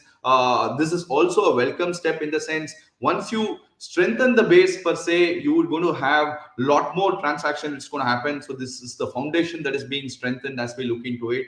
And as it was discussed, there is a requirement to understand what the consumer is and what his needs are. This is going to bring about a lot more discussions between the consumer and the merchant on that side. There's going to be a lot more implementation of technology, whether it's AI, next best action, customer value management. So customer will get what he wants in that sense. So let's all hope that this small bit of change in raw, any change needs some bit of change management and disruptions happen. Like Kilan said, let's just hope that 80% target is achieved in a shorter period of time, and then the 100% figure out different ways in terms of getting to the bandwagon as such, and this doesn't create too much of a disruption while things are moving to the better side. So with that, let's just close this session. Thanks a lot, Fazad and Kilan, for being with us on this and sharing your views. Good day. Thank you. Moving on to the next topic. Handing it back to the. Thank you very much. Thank you. Thanks, Prashant. Thanks, Prashant. Thank you. Thank you all so much. We now move on to our second panel discussion of the day, which is themed on disrupting regionally.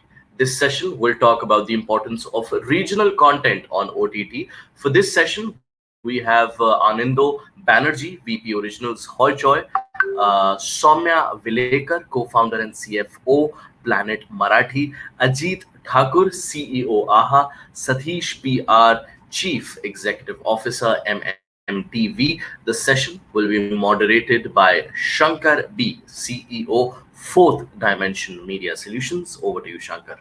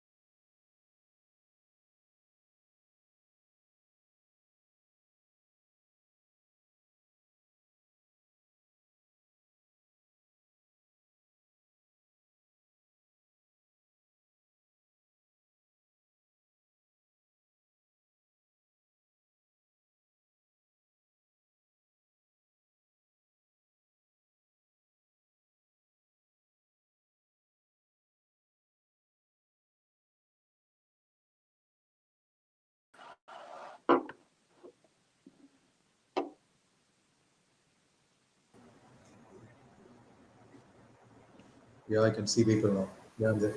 Hi Satish. Hi Anindya. Hi Soumya. Hi, hello. Hi, everybody. I think. Hello, good morning. Good morning, Soumya. Good morning, Anando. Good morning, Shankar.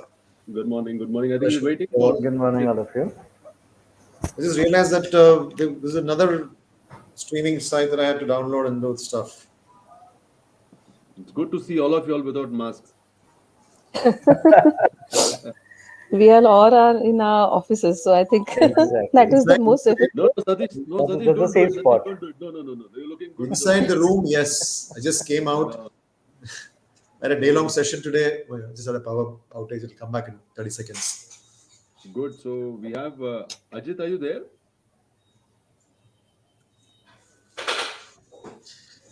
Hello, Ajit. Ajit is not there. I can only see Anando and Soumya. No, Anindo, Soumya, you. I think so. We're waiting for Ajit to come, right? Yeah. Today is also data day, right? It's a wrong morning. Huh? Today is Thursday morning. Thursday morning. Yeah. Numbers are out anyway. Numbers are out. So how when is it doesn't how look good? When it doesn't look good, it becomes a bad 1 hour. No. Don't worry. I'll make it as interesting as I can and finish it off quickly. And so, Anindu, you're based out of Calcutta, right? Yeah, absolutely. Yeah, like Kolkata-based company. Good. Anando, we met, right? Last year, sometime just before the pandemic in early March, we had come down. You were in there, I think. Your colleagues and your founder's name, I forget. Mahindra Soni? Sorry? You're talking about Mahindra Soni, Moni? No. Moni and Srikant, Mahindra Soni and Srikant Mohta. Oh, Vishnu Mohta. Vishnu you're talking about probably. Vishnu Mohta. Vishnu and his team, we met on a Saturday morning, spent a couple of interesting hours to understand your thought process on technology and content and stuff like that. So you're a pure play pay OTT, right? Yeah, absolutely. Hi, good morning, guys. Hi, good morning. Hi. So I'm the MC. Guys, you guys are live right now. So request you guys to start with the session now. Thank you so much. Oh no, but do we wait for Ajit? No, Ajit won't be joining us. So you guys can start. Oh, is it? Okay. Great. Shankar, your audio is a little feeble. I'm having a strain. Yeah. Can you hear me now? A little better. Yes. Better. Okay, great. I'm actually taking this from the hotel room. Okay, guys, very good morning, everyone. Thank you so much, Shashank, and for having us all here. Good to see Anindo, my good friend Satish, Soumya. Okay, now, a quick, very, very quick introduction about the people who are here in the panel. Satish, a great guy. I've known him for a very long time. Media veteran, has more than 3 decades of experience. And, he's worked for brands like, Tag Media, Z Sports. So he's dabbled everywhere. He's been in print, he's been in technology and television. So, he's present everywhere. He's like omnipresent. So great to have you, Satish. And, I've been wanting to do this session with you for, I should really thank Financial Express for having given this opportunity. Thank you so much for coming. And my next panelist, whom I have is Soumya. Soumya is a very, very, very interesting person. She's an author, she's a blogger, she's a poet, and I don't know how many of you all know. She's also author of a book called The Mystic Journey. Correct, Soumya? Yeah, right. Absolutely. And that was long back. Yeah, long back. And Mystic Journey, was one of the most spoken about book, and she won a lot of accolades for that book. And above all, Soumya also has another phase. She's a vocal contributor of a platform called the Word Pulse. Correct? So she's she's taken this responsibility of connecting women, across 90 countries. So and, kind of women empowerment. Women empowerment. And I don't know if you managed to read this book on Indra Nui, My Life is Full. please read that book. When I was actually doing some research on you, the first thing which came to my mind was that book. She's written the last 2 chapters of that book. She talks about women empowerment and how women need to. There are a lot of things you guys can do. It's a great book. I strongly recommend that you read it. And we have Anindo. Anindo is again. Anindo, I was given to understand by a few people that you are also a filmmaker. Yeah, I have made a couple of films and I have been into television direction also. Exactly. So quite a few television shows. Yes, I was on the other side of the table, like till one point of my life. Very good, very good. And then Anindo basically comes, holds a master's in Jadavpur University in English literature. No, comparative literature. Okay, so and then from there to getting into OTT and Hoi Choi, and then Anindo has spent a considerable time in Star as head of creative, and it's great to have such a varied panel here. And so I would start my first question with Satish. Since your name comes first in my list, nothing else, Satish. Okay, Satish, what I want to ask you is, as South Indian, as you run the largest network in Kerala. So today, when we try and sell OTT, over the top, role of OTT in current, what is the role of OTT in current media mix for brand custodians? Is there, do you feel there's a role for us as, I'm taking myself also a subset of you. What is the role, you guys as OTT, as South Indians play in the brand mix for brand custodians? Okay, firstly, thanks, Shankar, for a very nice, flowery introduction. When you said media veteran, it makes me sound like a fossil. No. I hope I still have a few years left. Right? A few years left to walk the mile and see a few more new things, keep dabbling. I guess everybody survives in a startup mode, which is when most of the adrenaline flows and say, can I do something new? So fortunately, we launched our OTT a couple of years ago, 6 months before the pandemic. From a brand perspective, I'll answer your question in 2 parts. From a brand custodian's point of view or from an advertiser's point of view, is OTT a mix of their media plan? Yes and no. When I say yes, quite a few national brands look at digital opportunities to reach out. Of course, what comes top of mind could be Google, YouTube, Facebook, and so on and so forth. But OTTs have its own position. OTTs are form of premium. We firstly, from our perspective, we're freemium, right? So advertisers are something we do definitely target. We've gone the route not taken by Hoi Choi or AHA or Prime Video or Netflix. We are the Hotstar, Sony Live route model. So it's a freemium model with some of our film content and original content lying there. So from a brand point of view, yes, early days, is there a place for advertisers in the media mix? Yes, there is. From a local advertiser's point of view, a lot more missionary work, a lot more coaching, a lot more, trying to establish is the learning part of the curve that any brand would take the beginning of its journey. And I would say in a way, the pandemic helped. We were just about 6 months old when the pandemic hit us. It helped us to at least quickly go and position ourselves and talk about the benefits of advertising on OTT too. So having said that, the larger pie lies at the national level. But if you look at original content or regional content, language content is always done well in India, right? Hindi and then Tamil and then the rest of the languages grew. I remember around 2000 when we were in Z, Alpha, Marathi, Bangla, Punjabi, Gujarati, 4 channels were launched in about 2 months' time. Back then it's called Alpha. Alpha is Z of entertainment. So now it's all Z, Marathi, Z, Punjabi, and so on and so forth. So there was huge demand from advertisers from the original regional content point of view. So I wouldn't see any reason why OTTs won't be able to make a mark, penetrate, get the eyeballs, and get the advertisers. So the same journey is happening here also. But here, the only difference probably is you're also having the Googles and the Facebooks of the world competing for the same pie. So that's the fundamental difference between what happened back then to what's happening today in a marketplace which is digital.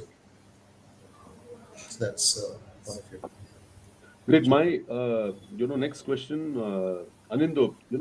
When the brand Hoi Choi was launched, if my memory serves right, you are probably one of the few guys to get into the regional OTT space, that to a market like Bengali, and create that excitement, and then people all around were saying that okay, now there is this regional OTT boom and so on and so forth.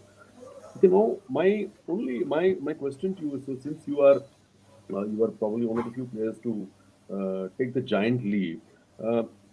If I were to ask you this question of regional OTT, like for example, you take your state, you take Kerala.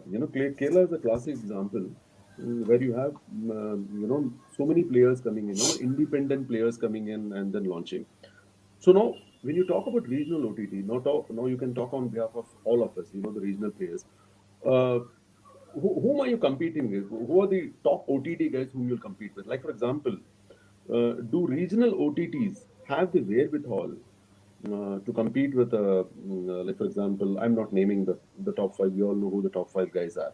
And how are you able to, hold your consumers, your advertisers, and can you just take us through what the competition is between the regional OTT and the top five OTT guys? Correct. So the basic thing which I see it this way. So I don't see it as a regional space. I rather see it as a vernacular space. So you're talking about now, because things are not region specific at all. We are definitely churning out shows in Bengali, but then those shows are actually going to Bangladesh internationally. It's doing well. So you understand, it's not region specific anymore. Like it's completely global. Having said that, our competition again is not regional again. It is again global. Like we have a Hoichoi Bangladesh. So in Bangladesh, there are quite a number of OTTs coming up, and that's a very new market there. So they are kind of trying to give stiff competition there. But if you're talking about India, that is Kolkata, uh, still now we really don't have much competition because Z5 has been active for some time. Now they're not so active. What I hear from the market, they're becoming active again. But because the entire Z is a giant compared to us, so it is just one of the verticals for them. But then for us, this is life. Like Hoichui Bangla is what we do, and we are thriving for that. So naturally, our focus is much more than what I've seen of their focus. They are probably. Sorry to interrupt, Arindo. Are you trying to say for a brand like, let's say, for example, a Z5 or a Sony Live, they are present everywhere, but Hoichoi is present predominantly only in Bengali. So that gives you much more focused attention towards your audience rather than the biggies. Absolutely, absolutely that, and especially in the number of shows we churn out. Like we churn out around at least 24 shows a year, which is like 2 shows every month. So these giants like Z5, Sony Live, and all, like they are at least till now not in a position to do so many shows here.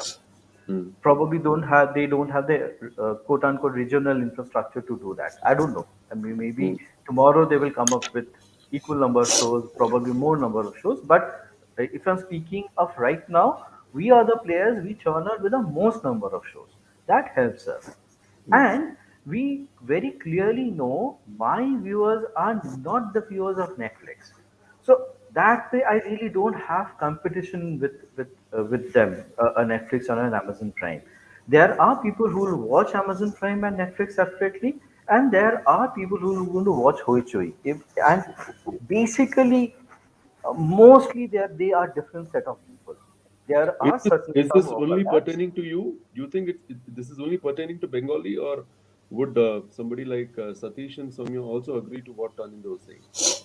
So I would defer to what Anando is saying. Sorry, but I feel that okay, there are audiences which exceptionally watch only Netflix and Amazon, because those are different kind of shows which are like continental or global. Those have the stories, but there are audiences like me or somebody else who would like to watch both the things.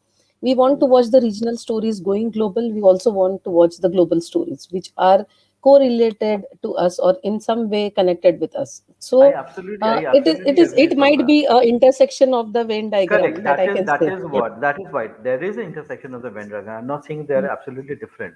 Only the thing is that this is a very thin line. I mean, not Right, too right. much. So our strive is to make this thicker, in the sense like this Venn diagram has to come thicker, because that is Right. what we're targeting at. So we will do shows where the person who watches Netflix will also come and watch us, and as well as Netflix. That is the main Right. target. But as of now, this is more focused than that. We are making stories which I know, like the people who are watching those shows, most of them definitely won't watch on Netflix. So Okay. that is the kind of a space we are in. So that way, it's not a direct competition. And as far as television is concerned, yes, like what Satish said, like when the pandemic hit us, 2020. So that is the time when the lockdowns happened. We realized we were still holding on to a few new shows which we hadn't launched at that time, where television were not in a position to churn out anything new. They were repeating the episodes. So that was the time when we went a couple of shows we kind of uploaded, a couple of shows we actually shot from the houses and kind of tried to manage it up and present it. Those really worked. And that is the time we really saw in the huge surge in subscription. Where was this coming from? This was definitely coming from a lot of people who watches television. So that really happened, and thankfully they stayed on. So I won't say competition, I would rather see it's an coexistence situation. And another thing which I would say, like, which is very interesting now, so people are slowly getting into the habit of watching OTT in a bigger screen. In that sense, with the Fire Sticks coming up, with some bundles coming up, they are like showing or smart television. So I have seen my mothers and my grandmothers or that section who were primarily television watchers. They are now watching OTT on television. So this habit, it's not that they have to really handle an iPad or a mobile to access shows. So there is a shift which is happening from television viewers to the OTT viewers. Though it's still very small, television is still very, I mean, absolutely huge. Not no competition at all. But still, I think we are in the good space and the right space where there has been an influx of people from the other sections also. So right now, Hoichoi, I would say, is not in a position where there's a lot of competition here, or we are not definitely, and definitely we're not threatened by a Netflix or an Amazon Prime. That Okay. See, one thing, Shankar, I'd like to add what Abindo and all of you said. We're looking at still maybe Netflix or Prime Video has done a lot more inroads into this market in any language in India. From an OTT perspective, of course, Hotstar might have done it through sports, or Sony and Z, and Z has done a lot more language content, other language content than anybody else in this country at this point of time, I guess. So who's the real competitor from a video content point of view on a device, be it a large screen or be it mobile device or a tablet? I think YouTube is the biggest platform for video consumption.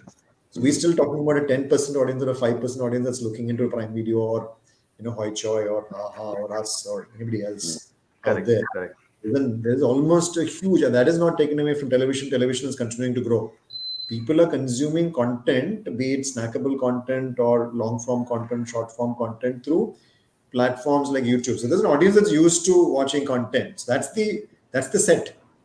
That's the set that one needs to go after. Whether you want to charge 1,000 rupees a year or 300 rupees a year and go after advertisers to offset the balance 700 rupees or 2,000 rupees per subscriber. I guess the audience is there, out there, already consuming content on digital. Because 95% of Kerala has penetration. Yeah, exactly. Just to add on to what Satish is saying, he's so correct. So the competition is the free content. That is the competition which is. Because see, we have done certain shows. I'll just give you an example. We did a show with two film stars, that is like very typical commercial film stars. That show particularly didn't work too much because what we realized, the people who are going to consume that particular show, they are used to taking things free. So they won't pay to come and watch that. Probably 2 years down the line, they will come. I mean, but not right now. Satish is so right that way. That is the compression. Yes, I agree. Soumya, coming to you, I've great regards for Marathi entertainment. And, even before the pandemic, the kind of content what Marathi used to make was somewhere down the line, it was path-breaking. I've myself suggested so many content of yours into my films, wanting them to, make films like Happy Journey in Tamil and Cycle and so on and so forth. And also what happened is you guys have, slowly you have Shreyas Talpade coming in. He launched his app typically for the theatre fraternity, right? Which also took off very well. And now when you see there is suddenly an upsurge of OTT players in Marathi. You guys, I don't know, either you've got in late or there is an upsurge. So what I would like to understand from you is there a scope of so many OTT players in your space? Number one. Number two, currently, do you also feel there is a sort of a competition from the Hindi market? Because what happens today beyond certain markets in Maharashtra, when you get into rural Maharashtra, like Sangli, Kolhapur, and Sholapur, where Marathi is the most spoken language. Everybody speaks Hindi, but don't you think today there is also some sort of a comparison or sort of a competition, or how do you look at this? And though your launch was very successful, you had the best of names who came and launched, but can you just take us through it? Yeah, so thank you, Shankar. Very interesting question, and let me just clear out the hypothetical situations what we are going through right now. See, Marathi industry, Marathi entertainment has been really pathbreaking. They had the exclusive and the niche content always, right from the start. Whether it is literature or anything, it was always very rich. Marathi films were also very pathbreaking. They had been conventional, non-conventional topics. What we lacked only was the show packaging or the promotion of those movies at that kind of time wherein it could reach out to the global audience or anywhere. During the pandemic time, the most need of the hour was an OTT. And just to share an information that we are the first Marathi OTT of the world. Oh, so okay. There is no Marathi OTT as such right now existing in Marathi entertainment. What about There might be Z5.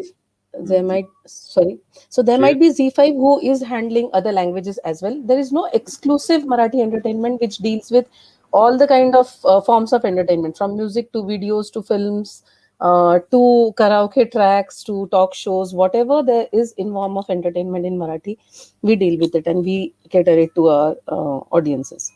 Okay. So we announced this last year around in pandemic in July 2020. That was the time we decided that, okay, because we were into film production and all, we were doing films, quite a number of films. The first film that got released was on the day when the shutdown happened of lockdown.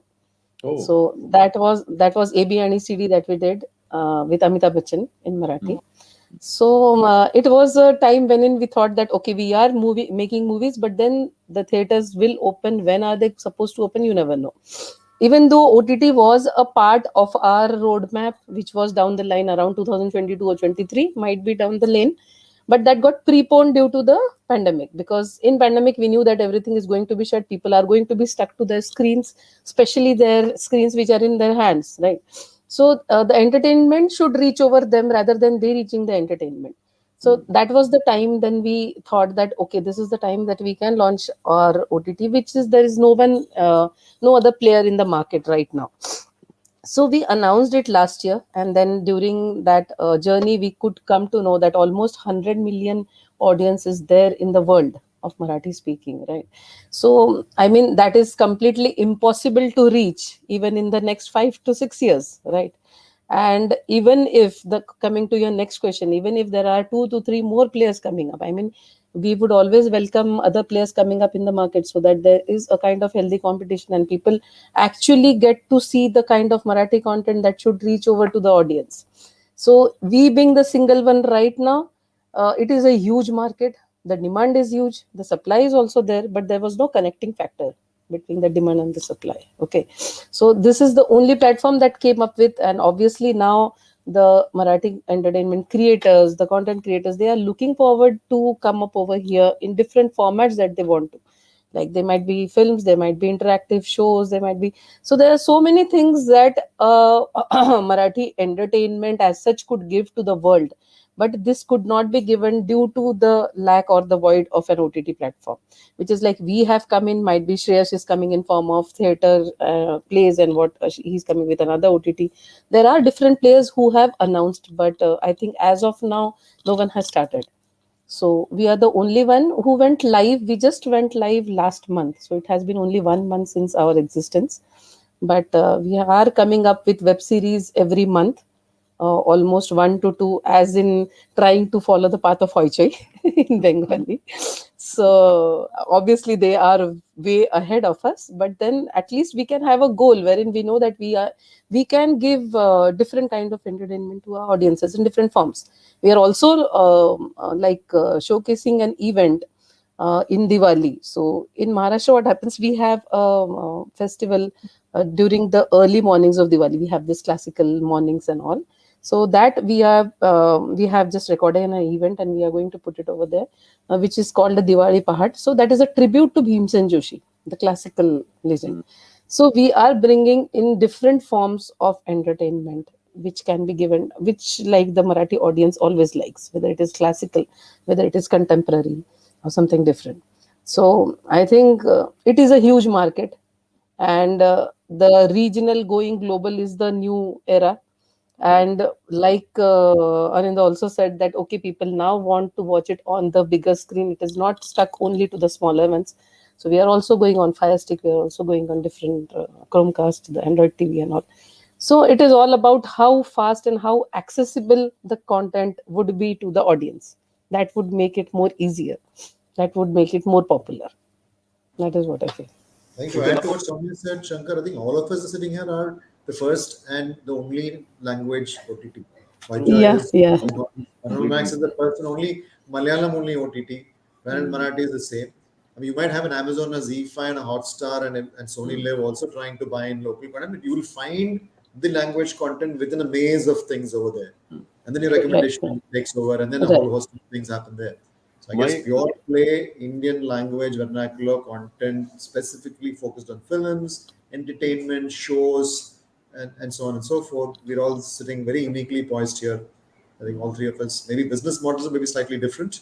One may be premium, one may be freemium. Otherwise, we are pretty unique in its own sense. So we are also doing the freemium model. We have a subscription model as well, as we would be coming up with the free model as well. But coming to your next question, Shankar, that you asked about the Hindi entertainment and all, obviously Bollywood is or has always been larger than life. After Hollywood, it is Bollywood. I think so. So matching Bollywood won't be making any kind of difference. I mean, it doesn't make any point in matching out or competing with Bollywood. Bollywood has a different, completely different mindset, different audience, which we know that the stories are going to be not so real. They are filmy and all. And they are always like, you go to Switzerland and then you have that story of which everybody wants to have, happy ending stories and all. Might be there are path-breaking stories right now which are Hindi movies which are coming on OTT, not directly in the theaters. Today also when we see a Lunchbox is different, but then still those kind of stories are coming on OTT directly and they're getting more popular, even if it is Hindi. So if it comes to comparison like those kind of movies, then obviously the regional content is also in competition with them, and regional are, I think, having much better stories and much better way of directing and presenting it. Right, but when it comes to larger than life Devdas and all stories, that is a completely different set. The cost of production is also different, and the audience is also different. I guess we are left with a couple of minutes. My one question common to all three of you. Well, as regional players, we are each of you all are powerful in your own way in terms of content, rich content, the way it is communicated to the audience and all that. Do you think what kind of a message would each one of you all try to give our advertisers? Here there are players who would want to get into both AVOD plus SVOD. Some would want only AVOD. Some would want only SVOD. Okay, I'm saying tomorrow, let's say if Satish or Anindra or Soumya are launching something really great. Now what is the expectation we have from our clients and agencies other than money? Do you feel, being honest, do you feel our clients and agencies today, uh, what is it that we need to showcase to them to take regional OTT more seriously? Let me put it that way. Soumya first. So there are two ways to it. One is the advertisers. Are we talking about the local advertisers, or are we talking about the global and the national advertisers? Let's say, for example, a client who's sitting in Chennai, who doesn't understand your language, and let's say a client who's sitting in Delhi, who doesn't understand your language, who doesn't understand what you're doing. It's like selling a regional channel, right? It has to be sold qualitatively, more than being. Right. How do you try? Because television has a medium. Television has it's like the Goli. It's like the big daddy there. He doesn't require introduction. So when we talk about OTT, when you're doing well, how do you think we, as regional brand custodians, what is it we need to do to bring our advertisers to us, saying that, listen, this is what I am. I know the large OTT players are there, but please take me seriously. The kind of content. Right. That's my question. So I think when we are talking about global or the national advertisers, firstly, obviously they are present in different regions, so they would be wanting to be present in different regions of India, just for a sake, like cities, different towns, and everywhere. So it is about the intensive and the extensive reach that they would want in when an advertiser comes anywhere, whether it is on television or whether it is on digital platform. They would want always an intensive reach and an extensive reach, which is like penetrating into the smaller towns and the cities, and also about extensively reaching out to the corners of India. Okay. When we come to OTT, we provide a kind of demographic audiences to all kind of advertisers. It's a complete demographic. When you obviously the Facebook also gives you an option of selecting whether you want this age group, this speaking audience, or the gender, or the kind of choice that you have in entertainment or books, anywhere. It depends on like a programmatic marketing. But then when it comes to OTT, we can guarantee that this is not India. It is going to be global, and it is not only going to be figures which are worked out by the superficial figures that are being raised by the Facebook likes or anything else. But we all know that when we are supposed to have those reach, the figures can go anywhere from anywhere, right? Herein, still, whatever we show in our statistics is real. It is not made up. Okay. Because when we talk about 1.5 million ad impressions, even in 15 days, it is actually real. It is not made up. Right now, what I feel is this has not infiltrated into the OTT market, like faking up the figures. That is what I feel. Where you can fake up the figures in YouTube, you can fake up the figures in Facebook on likes and all, but I don't think it has come over here, so that we give you the real figures, we give you the real audience, we give you the people who are actually going to buy it, because those are the people who have subscribed to our channels. They have those pockets, of buying the product or whatever, like going over or subscribing it to the, so those are the people who are going to spend over it, right? The Facebook audience, the YouTube audience has been always taking things for free. The OTT audience, whoever comes over here, is not the actual audience who will be taking everything for free. They know that they have to pay a certain amount to buy something. So those are the real buyers. That is one logical answer that I would give. Obviously, about the statistics, we know that every month we are going to launch a series, a kind of any show, which would be a kind of flagship show or something, which would take it to a different multiple of reaching over anywhere. The television audience is going to be restricted, because it is, you have to sit inside the house, or the television audience is going to be the housewives or the wives or the women of the house. But then internet is on the go, and the ads that would be coming in are on the OTT, right? So your ads and the advertisers would be reaching out from a kid to elderly person of 85 years of old, whether it is male, female, working, non-working, a traveler, anyone, from blogger to anyone. So there is no restriction to wherein we could advertise. So this is a platform, or this is a place wherein they can reach into multiple places. This is not something which will be visible only for a particular moment of time. You know that internet, whatever comes on internet stays on internet. So that is the basic thing, that if you are going to advertise on here, it is going to be a completely different set of game. That is my take. I think Shankar is here. Shankar dropped out. So I think we can continue with the discussion. I think I also have to wrap up soon. I don't know who is going to moderate us. I think But still, you can add to this. Yeah. My perspective before Anando can add. I think Shankar's trying to connect back. Yeah, Shankar's back. Shankar, you're wondering whether one of us should take over and moderate, but fortunately not. You do the honors. I'd like to add on the advertiser perspective more than Anando. I guess Anando is a pure pay OTT, right? So it's more SWOT than AWOT. I feel digital data is there to stay. Whether we can question it. There may be gaps and so on, which will get fine-tuned over a period of time. Television data had gaps, continues to have gaps. Statistical, data will always have issues. So it's the best that we can live with. Whereas the digital is supposed to be more accurate. But I feel the large difference that OTT makes is in terms of content, branded content, how brands can integrate, etc. One message, which I'm sure brands do understand. Second message is people are coming in search of a particular type of content when they come into OTT. They're seeking that piece of movie or a show or music or news, etc. They're seeking that. They're actually searching for it and not flipping through and then suddenly finding a sticky content and staying there. I'm not saying any particular name of a platform, but OTT, when they come into, let's say, any one of us, they're actually going there. So far greater sticky content. It is actually sort of appointment viewing than surfing through hundreds of channels. That's the difference. And brands can do a lot more stuff in the form of content, which can be great engaging content, but brands can be present. It's not sticking a integration, as they call in television. This is OTT is far more, it's smoother. It lives through the journey of the brand life, and it weaves in well with the content. You can easily create content for a teenager and put it up on OTT and instead of putting it up on television. Broadcast entertainment channels have restrictions. I'm targeting a core audience here and so on and so forth. But OTT actually broad bases that everybody has their space. In Malayalam, we have a saying, it says, basically, I can watch alone or I can watch with the family.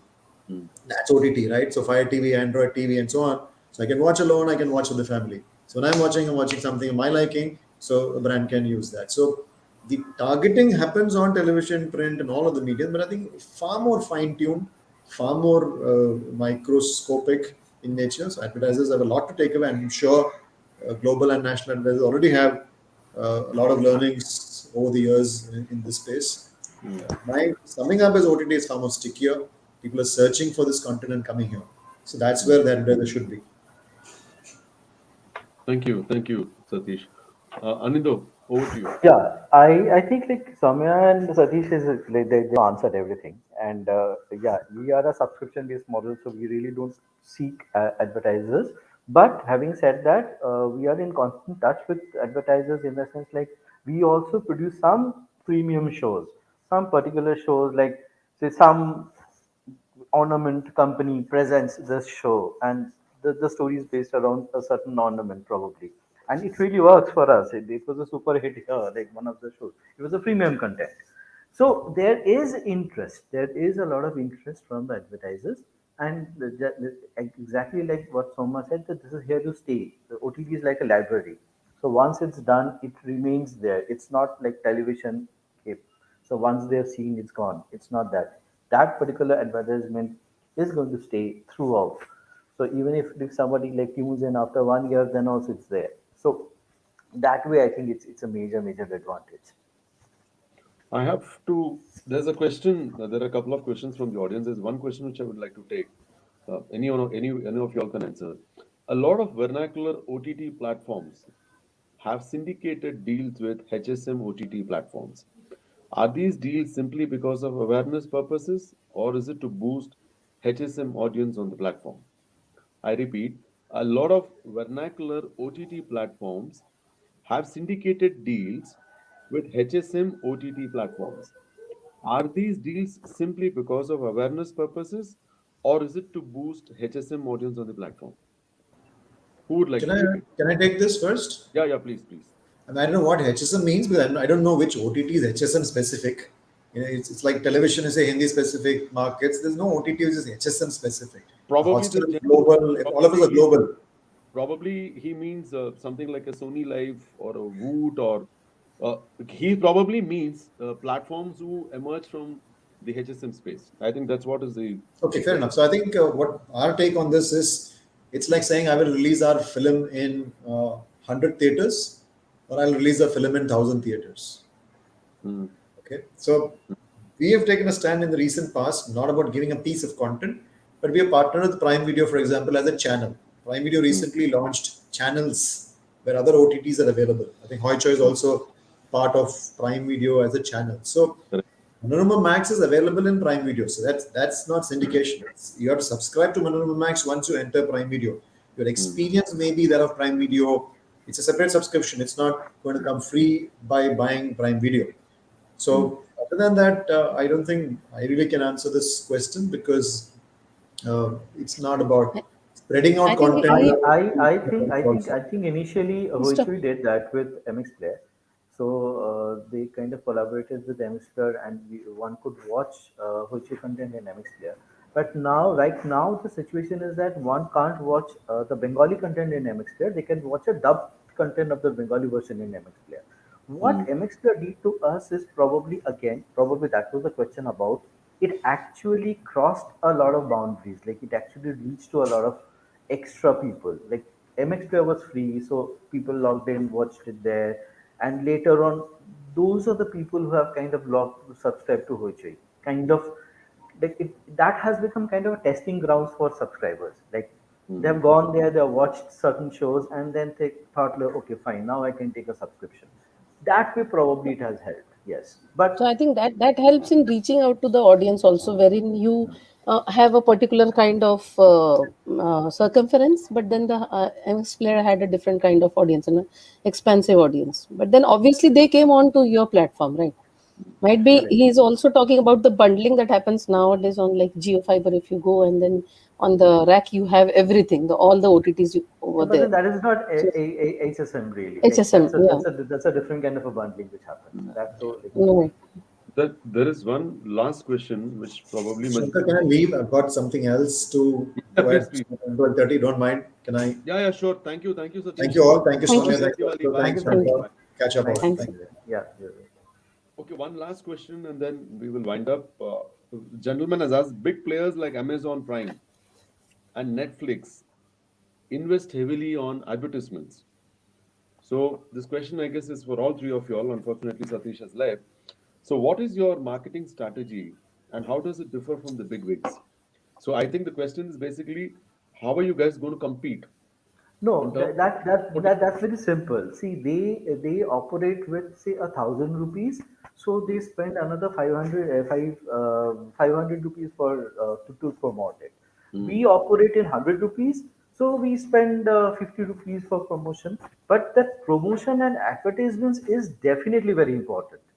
Definitely, we also spend quite an amount of money in kind of advertising or showcasing. See what we have done. It is only there is a huge difference in the levels, obviously, because I mean my entire show cost is their one episode cost. So Bindu, that difference will always remain. But yours is predominantly an SVOD model, right? You're not an AVOD. SVOD models, but then we really promote it like hugely. It's not advertisement in the sense like not advertisement as taking money. It's like promote. If the question is about promotions, yes, that is one thing we really need to do. We spend a lot of money, time, energy, strategizing so I think we being in the regional space, we need to have that kind of brand promotion and brand visualization. Like the brand has to reach over to the region and over to the next other regions of India, right? If we are a regional player, we are not a national player or a global player starting with like Amazon or Netflix or anybody. They have different, as Anindo said, they have a different set. I mean, it depends on the percentage of the marketing that we are going to spend on the brand promotion and visibility. Okay, that can be from OH to programmatic, that can be from print to media, different kinds of media. But then it has to be there, because if we are bringing, like if we are today the first Marathi OTT platform, people should know us. So there are different formats of reaching out to people.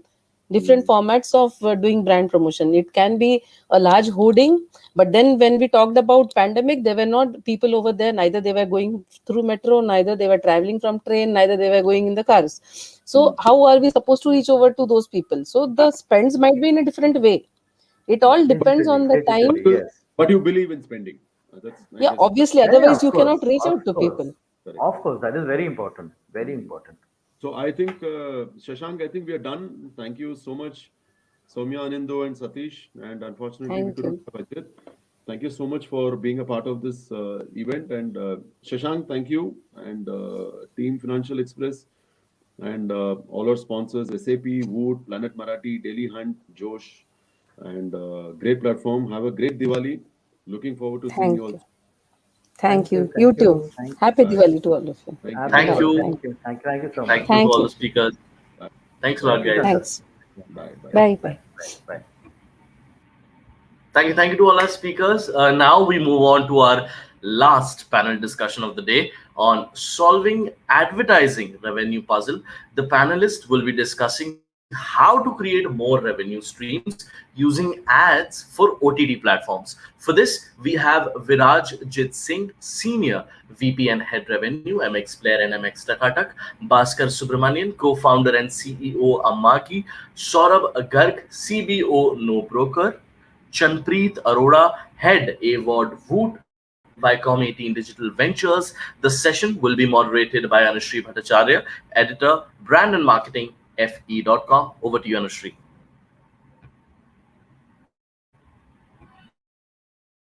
I request. Yeah, we'll just wait for all of us to. Hi. Yeah. So it's going to be an interesting conversation about advertising and OTT, and we'll just wait for our panelists to join. We have Bhaskar. Hi, Bhaskar. How are you? Hi, I'm doing good. Yeah. Hi, Saurav. How are you? Saurav, you're on mute. Hi, Viraj. Hi, how are you? Good. Hi. And Chanpreet is here. Hi, Chanpreet. Hi. Hi. Hi. Okay, so without much delay, I'll start the conversation, and let's start with you, Viraj. We were talking about, I remember OTT being, I mean, AWOD is about an eyeball game, right? When you drive advertising revenue, the thing about being on digital is everything is measured, everything can be quantified. But at the same time, I've seen all OTT platform increasing their content, which also means their ad inventory increasing tremendously. So, are we looking at a value or a volume game? Because I mean, if I mean, traditionally it is assumed that if you increase the volume of inventory, the value might go down at one point in time, monetary wise. So, how do you do that balancing? Well, I mean, to be honest, it has to be a mix of both, and I don't think it's about inventory per se. It's about the users and the audience that you're trying to reach to as an advertiser, and therefore you will look at the platform that works well for you. Obviously, if I look at over the last many years, reach has been the cornerstone of advertising media, and therefore has obviously drawn the largest pie of money simply because of the eyeballs that it brought to the table, and it's still growing. So you still see a large pie.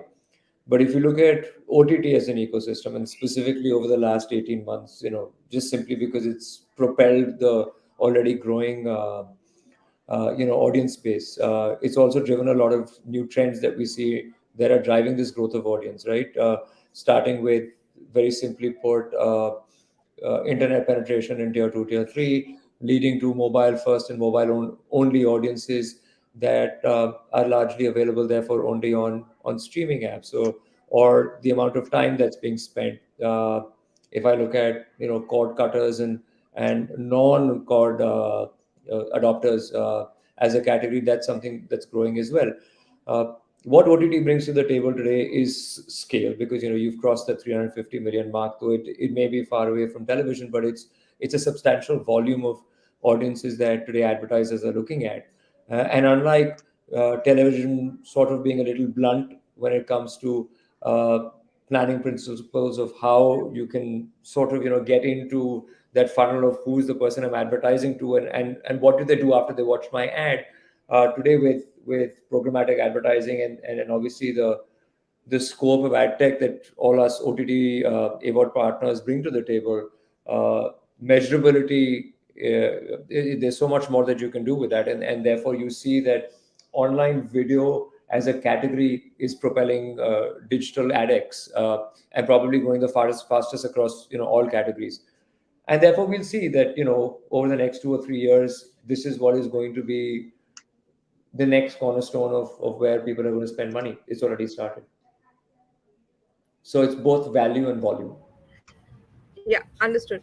My next question is to Chandpreet. If it's both volume and value, what is this usual strategy that you deploy? Also, how much of technology is being used? Because now there's a lot of investments which all OTT platforms are, putting into AI or ML or trying to understand, and then not only have a recommendation in terms of content, but I think even in terms of ad preferences or trying to get the right TG at the right time. So how much of that strategy has evolved over the years?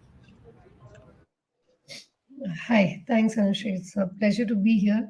Uh, to answer the last part of your question very simply, yes, we are a premium OTT platform with first party data of users, and we have made investments in technology like DMP understanding. Also, then, Viraj, I'm sure you're doing it as well, partnerships with other first party data owners like e-commerce giants and brand owners. Now, brands are the largest owners of first party data as well, to be able to understand the exact life cycle spot where the users are on, and to be able to provide relevant ads to them. And I'd like to second what Virat said. We are in the business of entertainment, and we are in the business of entertaining these users, giving them the escape that they want. If there are no users, there is no monetization. So I that's know. our strategy, and we are continuously putting a lot of pressure on ourselves on are we doing the right kind of interest level analysis of our audiences, so that we can provide relevant content, relevant ads, reduce bounce rate, what is the optimum ad experience in the display versus video aspect. A lot of platforms opt out of registrations. Do we want to do that because we are a freemium platform? At the end of the day, there are a lot of these questions where we balance three aspects, which is what is the user here for, which is primarily entertainment, and then how do we make it engaging and at the same time profitable for us. Yeah, I agree to that. That brings me to Magi, which actually helps for targeted advertising. And I think globally you have Roku channel, Samsung TV Plus, Pluto TV, right, where you are partnered. In India, if I may say, I'm just asking a scenario. What are the main challenges that OTT platform are facing when it comes to targeted advertising? I want to understand from the perspective, is this something, of course, everybody's doing their gameplay, and doing something wrong is not the right question, but then what can be bettered? Probably this way I can ask, in terms of targeting. Understood. Understood, Anushree. So just kind of give you a background about Amagi itself. Amagi is a media tech company, pretty much in 40 plus countries. We kind of operate multiple different channels worldwide, close to about 750 channels that run on our platforms today, and more than 1,600 channels worldwide on live sports, news, and others, which we monetize. So we do almost a run rate of over 25 billion plus ad opportunities go through our platform pretty much on a yearly basis today, right? To that extent, what we've seen, and again, a large part, like Anu, what you talked about, is the US is our largest market. So what we've seen in the US, and actually we've been kind of delivering to 42 plus platforms in the US alone in terms of OTT platforms that we do that and where we monetize. One of the interesting, and the last 24 months, if you look at it, the biggest transformation that's happened is that in the US, and specifically that's something that we're seeing across the globe that's starting to emerge, is people are starting to watch it on television sets. Unlike mobile devices, it's really television sets that people are starting to watch. that fundamental change to connected television in terms of watching behavior, because then it becomes family households that you're looking at, and it gives you a TV-like experience. The moment that came in, I think there was a big transformation in terms of TV ad dollars, the traditional pay TV ad dollars starting to move to the OTT platforms, which was like not there. So if you look at it, that was the biggest change in the US. If you look at it, in the US, $70 billion of advertising is happening on the television space. That fundamental shift started happening where billions of dollars, and if not maybe this year, we're talking about tens of billions of dollars, moving from television onto the what we call the free ad AVOD platforms. That's starting to happen. And that's the biggest shift in the transformation that's happening in the industry. And if you're tracking any of the US aspects, connected TV has become the hottest thing because advertising dollars moved, which is the fuel for this whole economy, right, to some extent. So that's starting to happen. Now come back and try to figure out what's happening across the globe. What we are seeing is the emerging markets. And again, we operate in LATAM, we operate in the European environment, we operate in Australia, we operate in the Asia Pac, as well as in India. So we launched in India. We launched in India with Samsung TV Plus and Xiaomi and others just now, right? One of the big challenges in India, and I think all of us know about it, is really the CPMs that we're talking about in India, right? So the CPMs are pretty low. The reason again, which is what we hope in the next 12 to 18 months that we should see the transformation, like what Viraj is talking about. Clearly, first there is reach. The reach is kind of improved dramatically. The moment the big change that happened in the US and what we're seeing in Europe as well is because people started watching on connected television, which is the large TV set format. It enticed the advertisers to start dropping their TV ad budgets and actually moving that budget into the OTT world. Obviously, it's win-win because it actually gives you much better, the same experience of television, but it's very targeted. You get both the best of both worlds. That change has to happen in our country. The moment that happens, because the real shift is when TV ad dollars move to OTT. And I'm just looking forward to a day when that's going to start happening. Maybe it's 12 months, 18 months. I don't know the answer, but clearly, because if we are in the digital budget realm, you're going to get pennies to what's happening today, right? We need to hit the television dollars, ad dollars that has to come in. More so because the country has become broad-based. There's a lot more people consuming on the OTT platforms. And that's the fundamental shift they need to bring in. What it needs is in terms of comfort for the media agencies and the buyers, in terms of what sort of measurability they need, what sort of transparencies they need in terms of understanding the things better and be able to kind of map that. I think looking at the currency and how to kind of move that up to bring that ad budgets back into the OTT platform is, I think, the biggest value that we need to look at as an industry. Do I have an answer to that question? I don't have, but I think I've seen it across the globe that's starting to transform. I don't see a good reason why India will resist. Or, for example, we're seeing India, Indonesia, we're looking at Brazil, very similar sort of common models that are evolving. And we do see that media companies and the marketing companies everybody's kind of waking up saying, okay, we need to be able to support this and start to move that dollars. That's the super critical thing, Anu. That's what we're thinking. Okay, so there are a bunch of things that I can draw from what you said. The starting point is connected TV. I know everybody is talking about it currently, and that is said to be a game changer. Common currency. It was going to be a part of my question because while we talk about reach and everything, the fact that digital as an industry lacks a common currency and everybody has their number, or it's either comScore or App Annie or some other third-party platform numbers that is being projected, and that's true for across all publishing platform. That's not only restricted to OTT platforms; it's also for a digital publisher like us, right?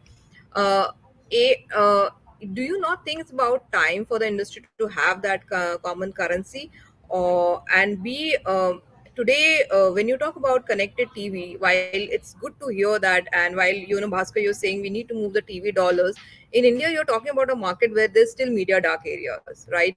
And smartphones are the way where I think the user has access to content, right? So for both the OTT platform player, the question is, how do you look at those areas where this television hasn't been able to get into yet so far, and the common currency, because everybody in the industry has been struggling for a long time by now. You think that at one point in time the industry will come together to have this common currency built, or will keep doing like what we have been doing on television, despite bucks, existence, it is as good as nothing.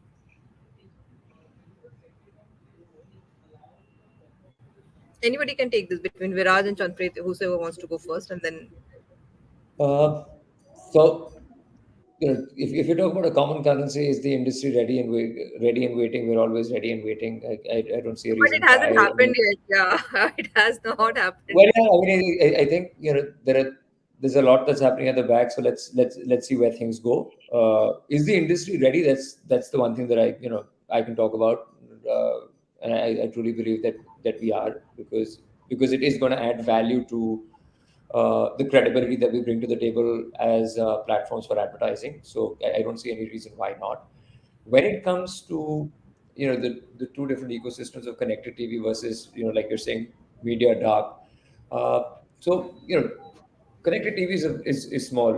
As Bhaskar mentioned, it's about 25-30 million in the country. But as he also rightly said, it started sprinkling in television budgets, right? And we will see that the minute that this starts growing across all our platforms and the entire ecosystem, because it allows for measurability and interaction with the audience, you're going to be able to obviously see that flow. And it's just very simple why. When it comes to media dark market, that's where the smartphone has penetrated, right? And it is a multi-utility instrument, so to speak, right? And therefore, I think there will always be that as a single point contact for media dark market, simply because today you pick up your phone to do anything and everything, and there's so much that you can do on your phone that you don't need to do anything outside of it. And that's where you are seeing this growth, and therefore you are going to see a lot of advertisers, the likes of big television spenders, FMCG, CPG, etc., who are looking at these new markets that OTTs will open up or are opening up because of this penetration to be able to reach out to those audiences. We already see that happening, at least with us. Okay, understood. Tell me one thing, Chanpreet and Viraj. While you got one side content creating platforms like an MX or a Boot, which is premium, right? You also have MX Takatak, and you also have several other UGC led content, which is another part of the piece now, which is emerging. So, how would you differentiate between, say, a premium content led OTT platform versus UGC led? Because ultimately, there also somewhere the ad dollar at one point in time will start pouring in.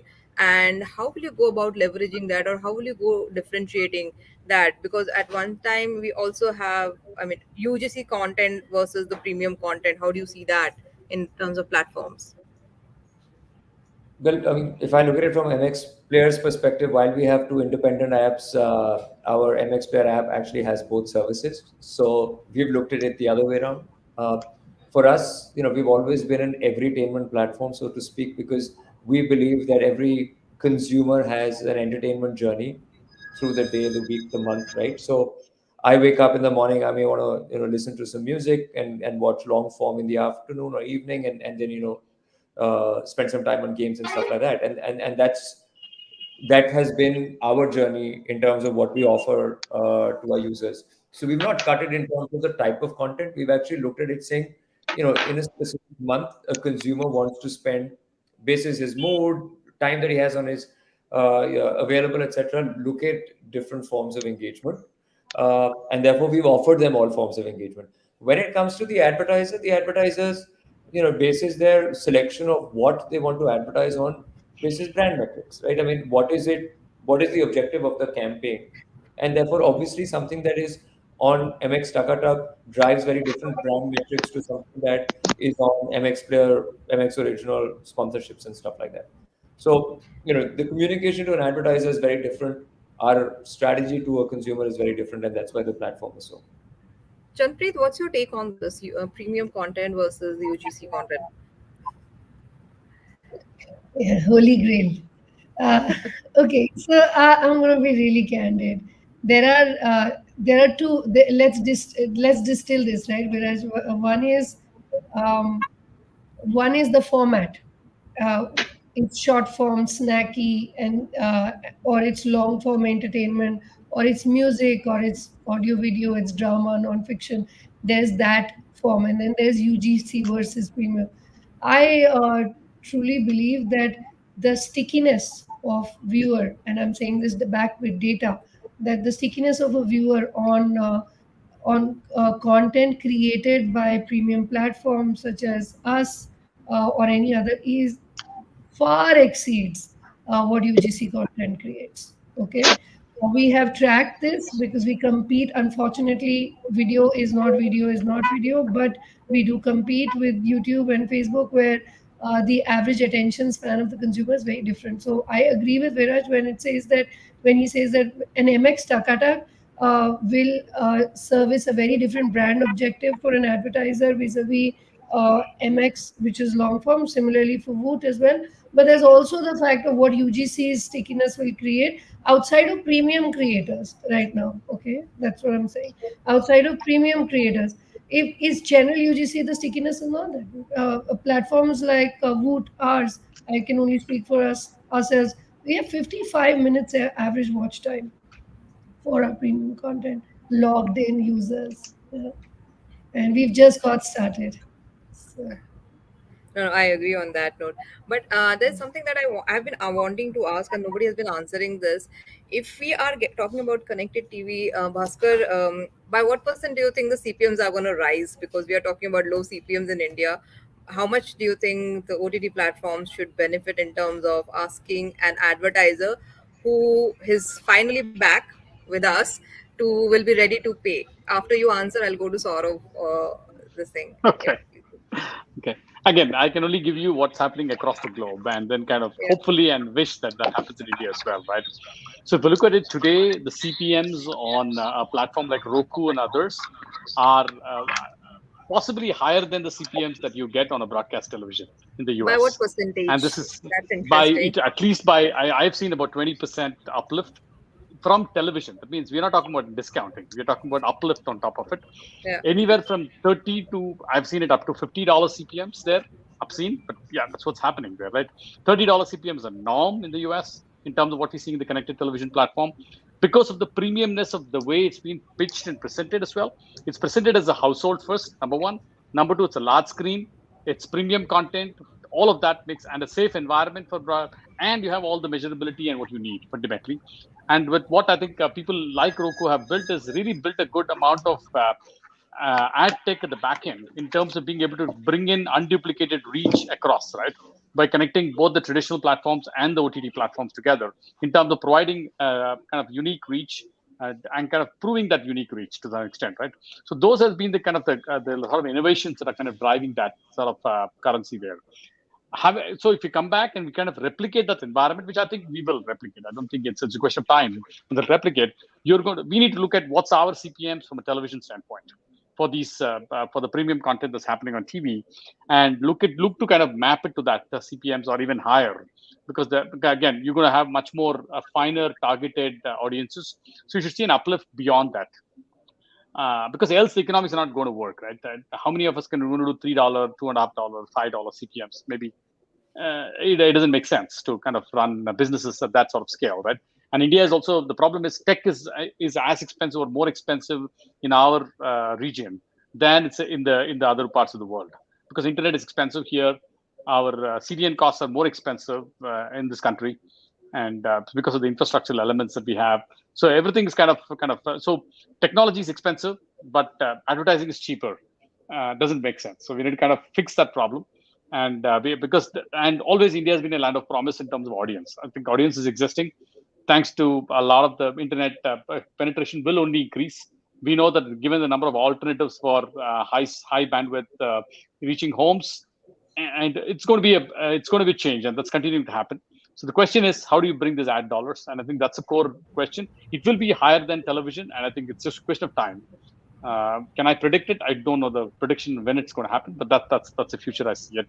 And because we've seen it in other countries, and we continue to see that's the promise that's going to happen across the other space as well. And India is no exception.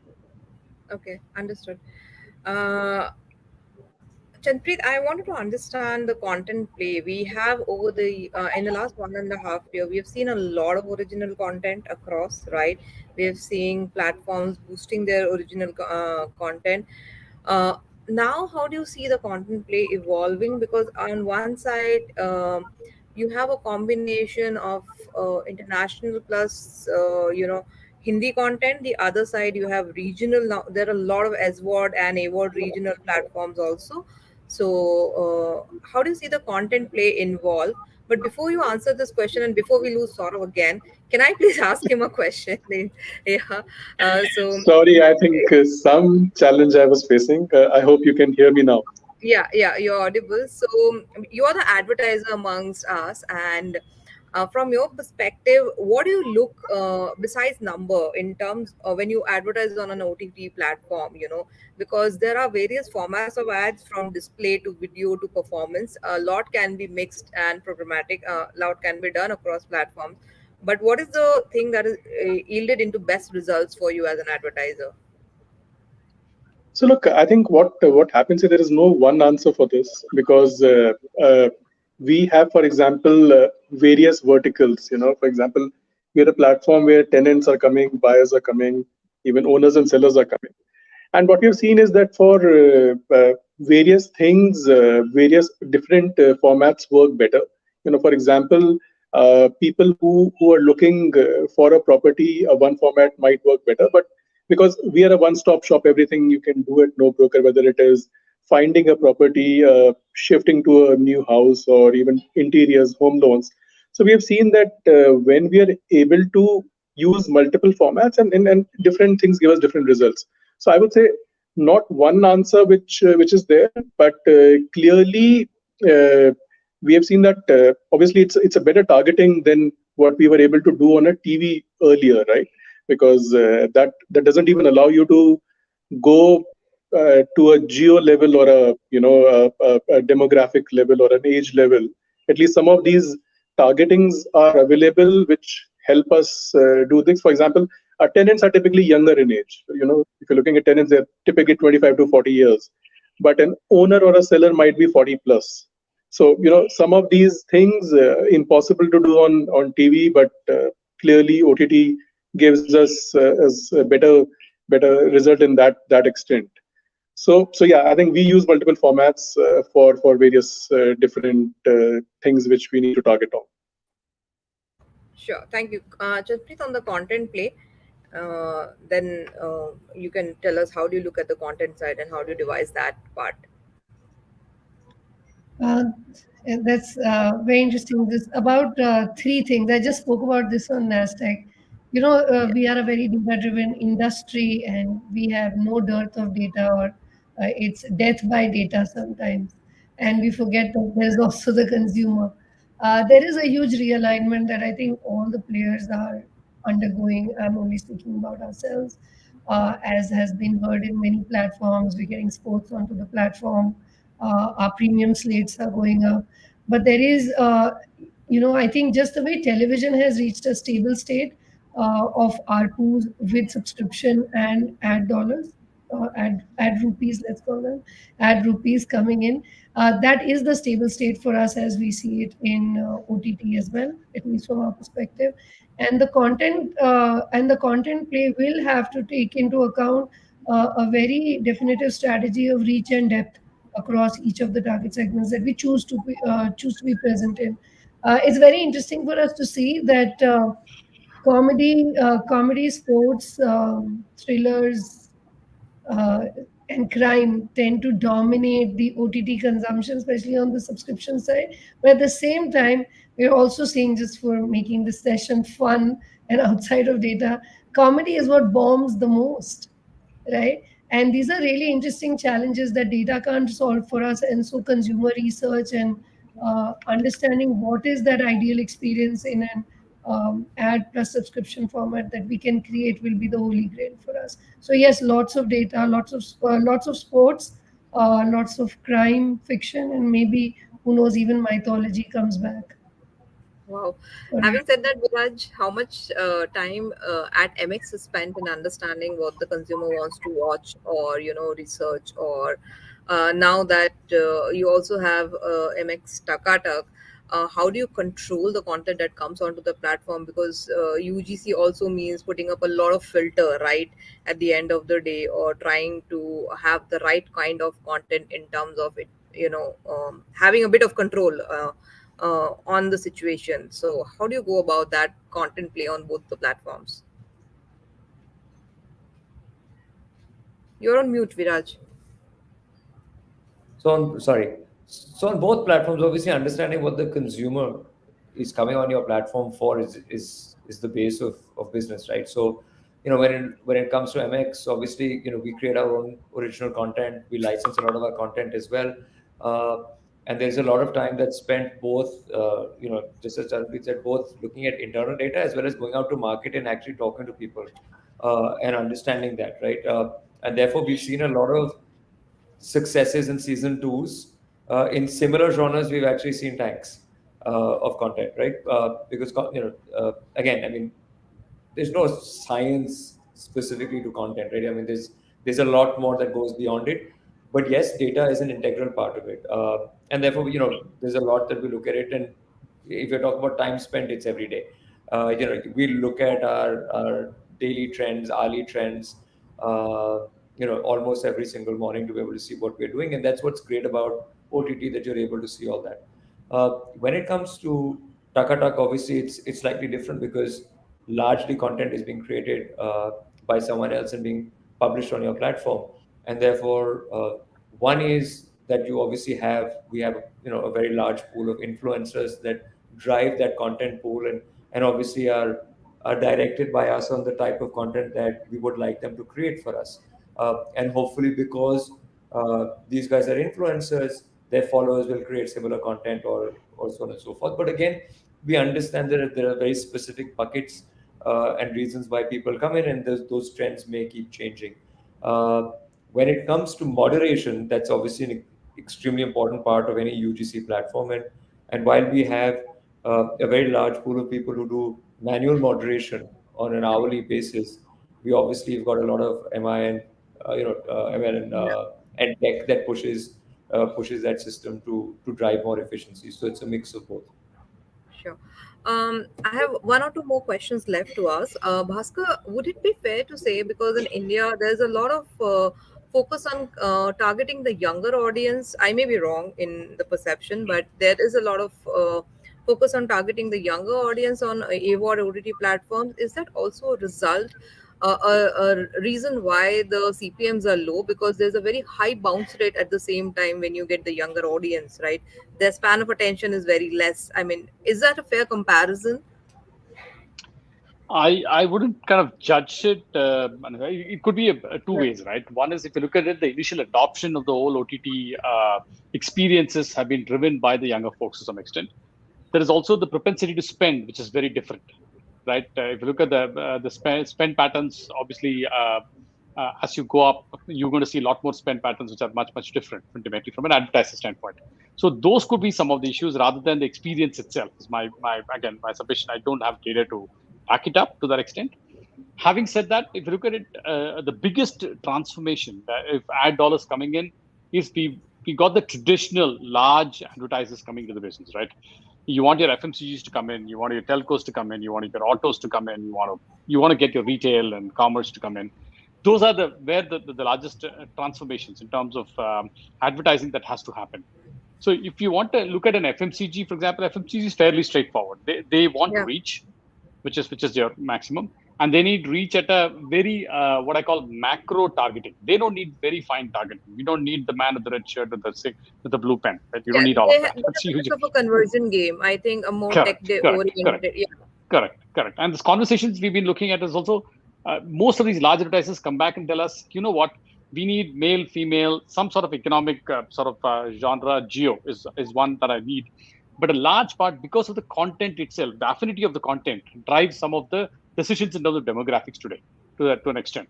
So these are fairly good enough indicators to look at it. And if you look at it, any of the OTT platforms could well deliver that in a much more richer fashion. Just by standardizing it and a little bit of providing that, I think if you bring in the larger players is when the action starts. That's the way I see it. Okay. Sort of for you, I mean, like we were discussing, for the larger player, it's more about reach than conversion. For you, what percentage is conversion? And having said that, how much between display and, like you said, I mean, agree. I mean, everything is designed as per need, as per objective in terms of a campaign. But to what extent it's all performance driven? Because again, for a technology company where the conversion means a lot, here, how much are you able to convert actually? So I think, clearly for us, the objective is usually conversion, because we are saying that more people can come and register and then start interacting on the platform. However, having said that, it's slightly challenging to always figure out the conversion, because it's not straightforward. Like, for example, it is in a Google ad or a YouTube ad, where you can clearly see in the analytics itself that what conversion has happened. So I think that's kind of challenging. So we have to use a lot of heuristics or past data to figure out what we're getting over there. Again, I would say that another challenge which we feel is, of course, when we use multiple OTT platforms, how do we figure if the incremental reach is coming, or it's the same audience seeing it multiple times? So some of those challenges are also there. But I think we are fairly conversion driven, and whenever we evaluate platforms, we see what kind of conversions we are able to drive onto our platform ultimately. That's usually the objective that we work with. Okay. We are all talking about a lot of data, and I think it's only fair because like Google made an announcement by 2023 we will enter the cookieless world, which means that by this time we have to prepare for accumulating more first party data, and about by 2023 the dependence on cohorts will increase, where we'll see a cohort of user as opposed to what we are seeing. So are we all moving towards that? And this is also was my last question. From an OTT standpoint, Chandpreet and Viraj, are steps being taken to start the journey today? From an advertiser's point of view, sort of, how would you look at that world, which will not probably where you only have to look at cohort as opposed to what you're seeing today? And from Amagi's point of view, again, how would you at that time? How would you help in ensuring that there is targeted advertising still happening? So we'll start with you, Chandpreet, Viraj, then Bhaskar, and then Saurabh, please. Thanks, Anushri. Very valid question. I think we have, like I said in the beginning of the call, there are three clear strategies. One is our own first-party data collection system. We are a completely 95% logged-in user platform. Secondly, our investments in technology to have tie-ups with other first-party data owners like brands themselves, e-commerce players, to be able to offer a better solution to our advertisers. And third essentially is continuous investment in our DMP and our algorithms to understand our user behavior better from their content consumption point of view. That's it. So, similar. I think I echo what Charanpreet said. For all of us, I think understanding consumer behavior is the base of business, and it's not just about advertising; it's about content, right? So there's a lot that we do. We've also built our own DMP. There's a lot of data points that we collect, which allow us to also optimize for advertising, and that's the first phase. Obviously, there's a huge market to be able to layer our own first-party data with data enrichment partners, and all of us have partners, and we're hoping that together we're going to be able to bring in a lot more deeper funneling of data. And then it's about just plain simple investment behind the consumer for them to be able to want to log in, share their data, so that you're sharing relevant information, and therefore your recommendation engine is important, and we're working on all of that. So yes, I think everyone realizes the importance of why granular targeting or understanding the consumer is important. Having multiple data points, and we're all working towards making sure that we get it in the right way. Bhaskar, would you like to take the question, and then we'll move? Yeah, I think fundamentally, at least from our end, and again, this is as a company, we truly believe that privacy is an important thing that we need to manage, right? So I think as an industry, we've kind of gone too far in terms of keeping privacy and targeting as two orthogonal things which don't meet each other, for example. We truly believe with what the Google Flock platform is trying to do. And henceforth, we think that that's the right way to go. I think privacy needs to be protected, not because of regulations alone, but truly as a company, we truly believe that consumers cannot be traded to an extent. Yes, we need to advertise to them and target them, but not at a point of kind of intruding on the privacy.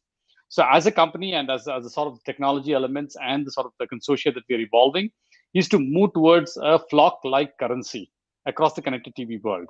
And in fact, a lot of the technology elements that we're building is to be able to deliver that and see to it that we kind of obfuscate users and do not expose all of the user information directly to the ad networks and the demand side platforms going forward. So that's sort of the directions we're taking. We're obviously, it is an industry change, relatively easy in the connected TV world because it's a very new industry to some extent, and it's easy to kind of go start looking at it. It's also less regulated to an extent. Obviously, web is much more regulated today. But we want to take some proactive steps and being able to try to go there. That's exactly where we are, and that's the way we see it as a company. I think we have to adapt to the new world, and we want to be changing that world to an extent where we become responsible, both in terms of consumer audiences as well as advertisers, and not one versus the other to that extent. Sort of. No, I agree with what Bhaskar just said. That clearly, privacy is something which the consumer has a right. And clearly, the world is moving towards that. That's a great thing. And I think if I look at OTT, I think it's at the stage of evolution where it's new, but what it has achieved in the last couple of years is of course significant. And going forward, I think more data will help us target better. Probably will be able to even look at better conversions, track better conversions. It could be. It really has a potential to be a better alternative to a TV, which because it has much richer data and can actually result in giving us better ROI.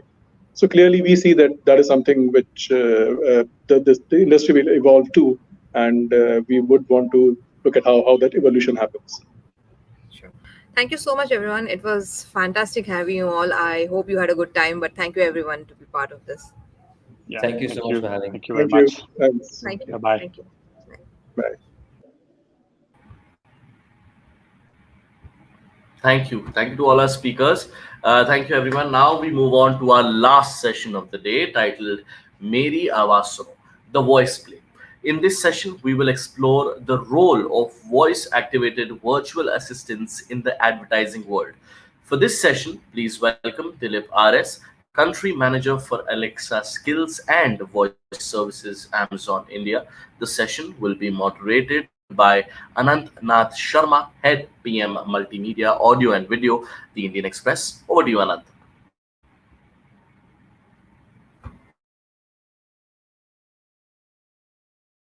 Hello and welcome to a very special event for the BrandWagon. This is Meri Awaaz Suno, and we have a very special guest with us today. I'll just quickly do a very short introduction. We have Dilip RS today, the Country Manager for Alexa Skills and Voice Services, and Dilip has taken the Alexa on an amazing journey that we're going to learn about here. And he's been spearheading the awareness and adoption of Alexa Skill Kit and Alexa Voice Services in India.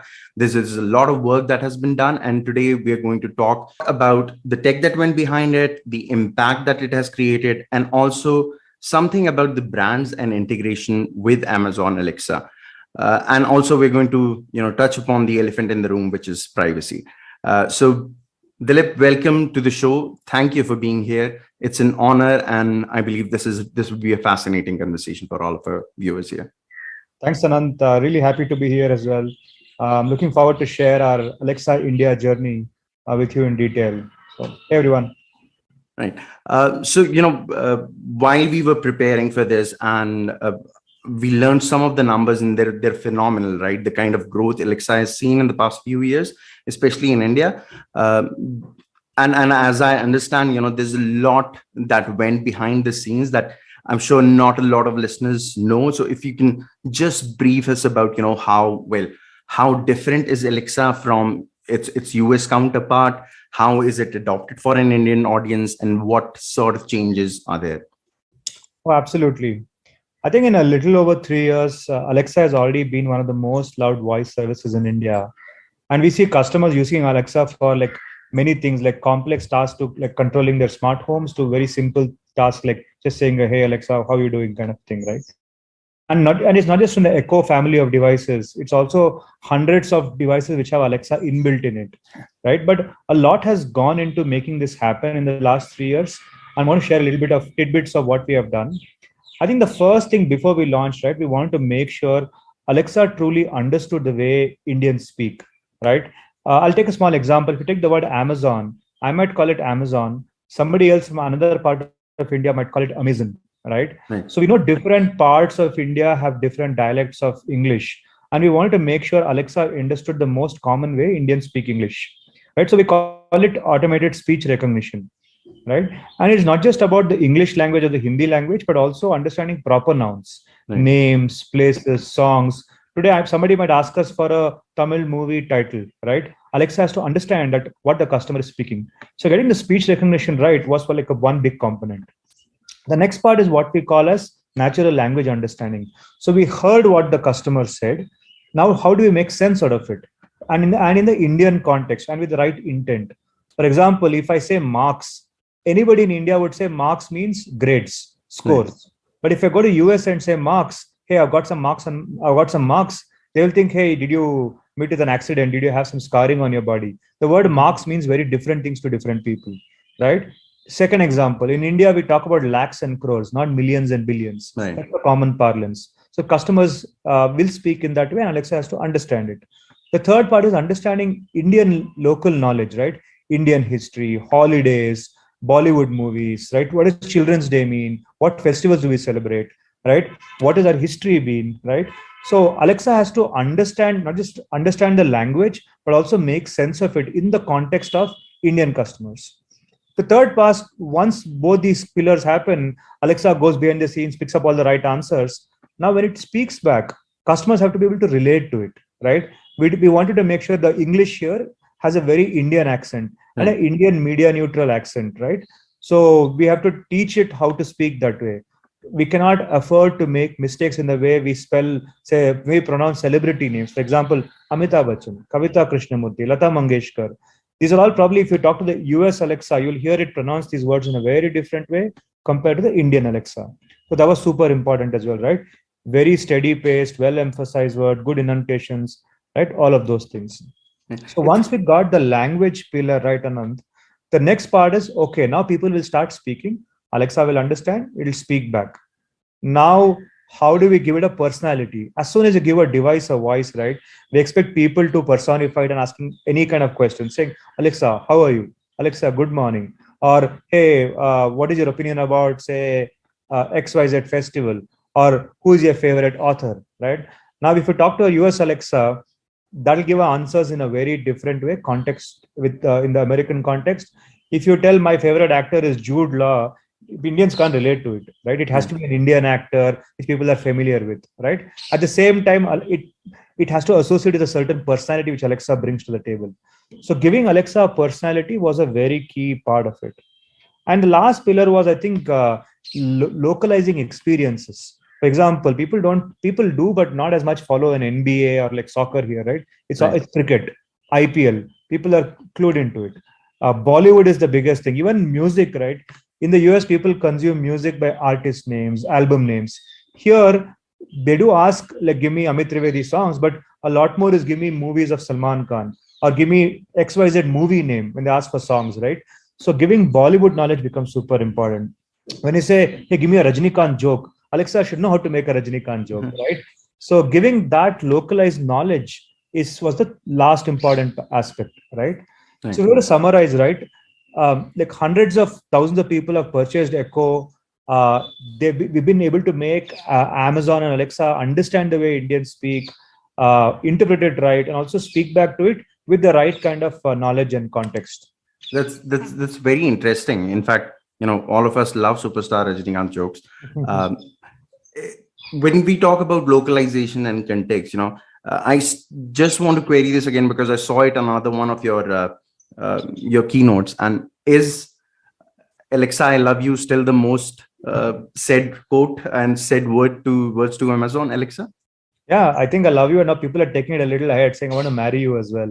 So, and since Alexa has a personality, what does it say back? It makes sure it doesn't take the relationship too forward in the right way.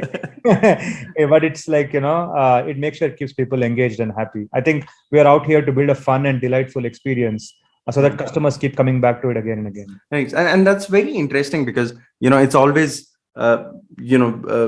fiction coming to reality and the other way around. And this, 6 years ago, nobody would have thought this possible. And, this was a stuff of science fiction, right? And as I said, as I heard in one of your keynotes, you were inspired by the Star Trek franchise, and that's a perfect example of how this is. And I just wonder what it is going to be like in the future as well.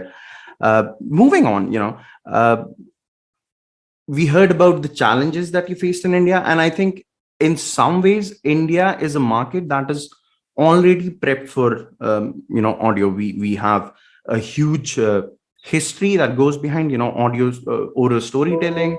We have them in our scriptures, and so how different or difficult was it to be a product for Indians and the Indian market specifically? Yeah, I think like you said it right, Anand. Voice and audio is like the most intuitive form of communication, right? We all grow up first listening to our parents, hearing people speak around us, and start speaking before we read or type or touch or do anything, right?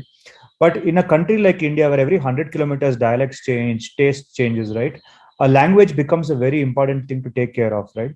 So we launched in English first. We saw great response from customers. And then we said, hey, look, we need to get more Indian. And that's how we launched the Hindi language about 2 years back. And when we say Hindi, we know customers or people, when they speak Hindi, they don't necessarily speak Shuddh Hindi always, right? Or pure Hindi. Right. So we don't say, Hawai jahaz ka udne ka samay kya hai, right? Pardon my Hindi, but we say, flight ka time kab hai, right? So in that flight, time are all English words, right? So we call it English. So we wanted to make sure Alexa understands the way customers speak natural Hindi, right? The second part was, in a household, you might have someone who's comfortable speaking with English, but you might have somebody else who's comfortable speaking in the English or a Hindi part. So now Alexa had to first understand which language the customer is speaking and then respond back in the similar language, right? So that's called multilingual mode. We have to make sure, and India is one of the first countries where we launched multilingual mode, where you could set up an Alexa in both Hindi and English, and you could speak it like alternate sentences in alternate languages, and it would still get and respond back to you in the same way. Right? If you said cricket score batao, it has to determine is cricket score 2 English words, batao is a Hindi word, which bucket does it fall under, right? So that was one thing. I think there have been a lot of advancements in our language sciences itself. Just to quote some numbers, in the last year, we've had 50% improvement in our speech recognition technology. We have 30% improvement in our natural language understanding ability. So you can say things like mere orders dikhao, meri package kab milega, right? And Alexa is getting better and better at understanding these things and responding in the right way. And even something what we call as wake word detection. That is, if you think of how do you talk to an Alexa device, first you need to address it by its name, right? Either an Alexa or a computer or Amazon or whatever, right? That also in an Indian environment has its own challenges, because think of it as a quiet US household. Vis-a-vis an Indian environment, there is a car honk sound behind, there's a pressure cooker whistle going on, right? There's TV probably blaring from 3 rooms, right? Now, how does, in all these sounds, which is natural to us and we are used to, how does Alexa hear only its name and respond only when spoken to? So using our machine learning algorithms and computing power, we made sure that the far field recognition, that's what we call as far field recognition, being able to recognize the wake word even from a distance, has high enough accuracy and can wake up, right? So that was like a big challenge we had to overcome as well, right? And that's how we were able to launch a lot of new things. Like if you look at just about like a couple of months back in August, we announced the celebrity voice experience, right? In India, we know people are crazy about Bollywood and cricket, and India was the first country outside of US where we launched a celebrity experience with Mr. Amitabh Bachchan, right? A unique a very unique voice. He's a very iconic celebrity. And even for that, right, I'll tie it back to the wake word thing I talked about. It's not like Alexa and then speak to Amitabh Bachchan. We want to make it as natural, and hence people now can say Amit ji. They can say Amit ji, once set it up, and Alexa will wake up. And then you say Amit ji, aap kaise ho? And it'll actually speak back in Amitabh Bachchan's voice and in the right kind of context that he would normally speak in. So that takes a lot of technology in the back end to make sure all of those responses are automated and done in the right manner. So Absolutely. these are some very unique India-specific challenges I think we have sort of trying to overcome. This the Amit ji feature has been my favorite lately. I've spent, and it's actually so personalized that I feel like I've spent hours conversing with Amit ji, whereas that sort of thing would have been impossible in tech, and especially Alexa is doing that, and we have that voice feature now. It's just phenomenal, right? Now moving on, we've talked about India. We've talked about how India is different, what it took for the tech to be developed specifically for India. There's a huge question mark, and I'm sure those of us who look at numbers, this is pretty clear. But there's a huge concern that Alexa and voice, especially, are very metro-centric phenomena, right? So do we have any numbers that say otherwise? Do you think can you give us some unique use cases where you think this myth is busted? Yeah, absolutely. And we don't think it's a metro phenomenon at all, because somebody who says Alexa is a metro phenomenon, they're actually trying to say voice is a metro phenomenon, right? Voice is not a metro phenomenon. Voice is natural and intuitive for all us human beings. Right? That's what makes us unique and makes us so advanced, right? So if I look at numbers, right, we've had millions of times each week that Alexa is being talked to in India, right? Just one big stat I want to put out there, year on year, 2020 to 2019, people have interacted with Alexa 67% more year on year, right? That is how much people are loving to talk to Alexa. And it's not just like trivial conversations like wishing her good morning or like I love you in the past, but playing music, to-do list, alarms, children's stories, controlling the smart home. So these are like very, very unique use cases and across the board, not just like in a category or two. Second thing is, if I look at our own device sales, right, the Echo device sales, that's not a metro phenomenon at all, right? It's not just about Delhi, Mumbai, Bangalore, but also smaller cities like Spiti, Bandi, Gadchiroli. It's coming from all over the Echo sales. In fact, I think 85% of pin codes in India have actually purchased an Echo device. That should talk about the span of of such devices, smart speakers. And talking about customer usage, right? We did a survey with Carvi Insights to understand how much smart speakers are penetrated into the country and what's people's awareness. And some of the numbers were like very, very pleasantly surprised us. For example, we found out that smart speakers as a category has an awareness of 54% already in non-metro cities, right? And these customers actually use it for an average of 2.5 hours a day. And that's not like a small consumption pattern, right? And most of these family members, it's not like one person in the family has kept it in his or her room and is using it, right? Almost 80% of the people actually keep it in the living room. That means it's a household device. Right. Everybody in the family interacts with it, right? And the use cases are not like unique to non-metro or metro. They also listen to music. They also love to set up alarms, get some jokes, all of those things, right?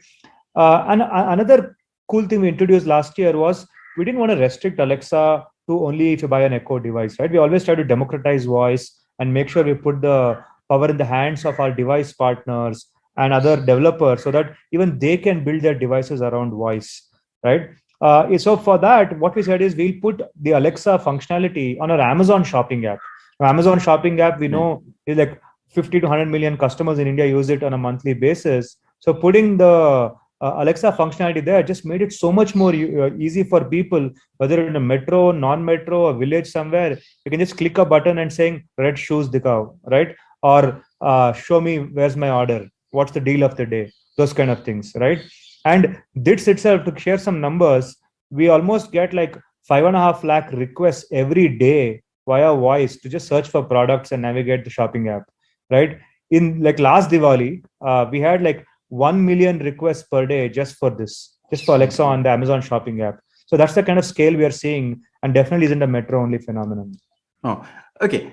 That's very interesting now. And another thing that I want to talk about is, especially, I think, it's a personal reason as well. Half of my immediate family doesn't speak Hindi, right? When is Alexa coming for non-Hindi and non-English speakers? Yeah, I think I won't speculate about the future roadmap, but one thing we do is we are constantly listening to our customers' feedback, and we are working on what would be the right kind of experience for them. What we already try and do is, whether it's in music or smart home, we already know that music has no language barriers, right? People ask for Tamil, Bengali, Gujarati, Marathi songs, and Alexa has to, and they could say it in English. They can say play Chekka Chavanta Vanam, which is a Tamil movie song, but the play word is English, right? So is it English or is it Tamil, right? So Alexa has to understand these words. I know it's a Tamil album. I have to go query it and play it. So Alexa already understands a lot of Indic languages for like music commands and smart home commands. So a lot of the big use cases are already met, but we are still working and seeing how else can we make it better for Indian customers. Brilliant. Now, talking about unique use cases, right?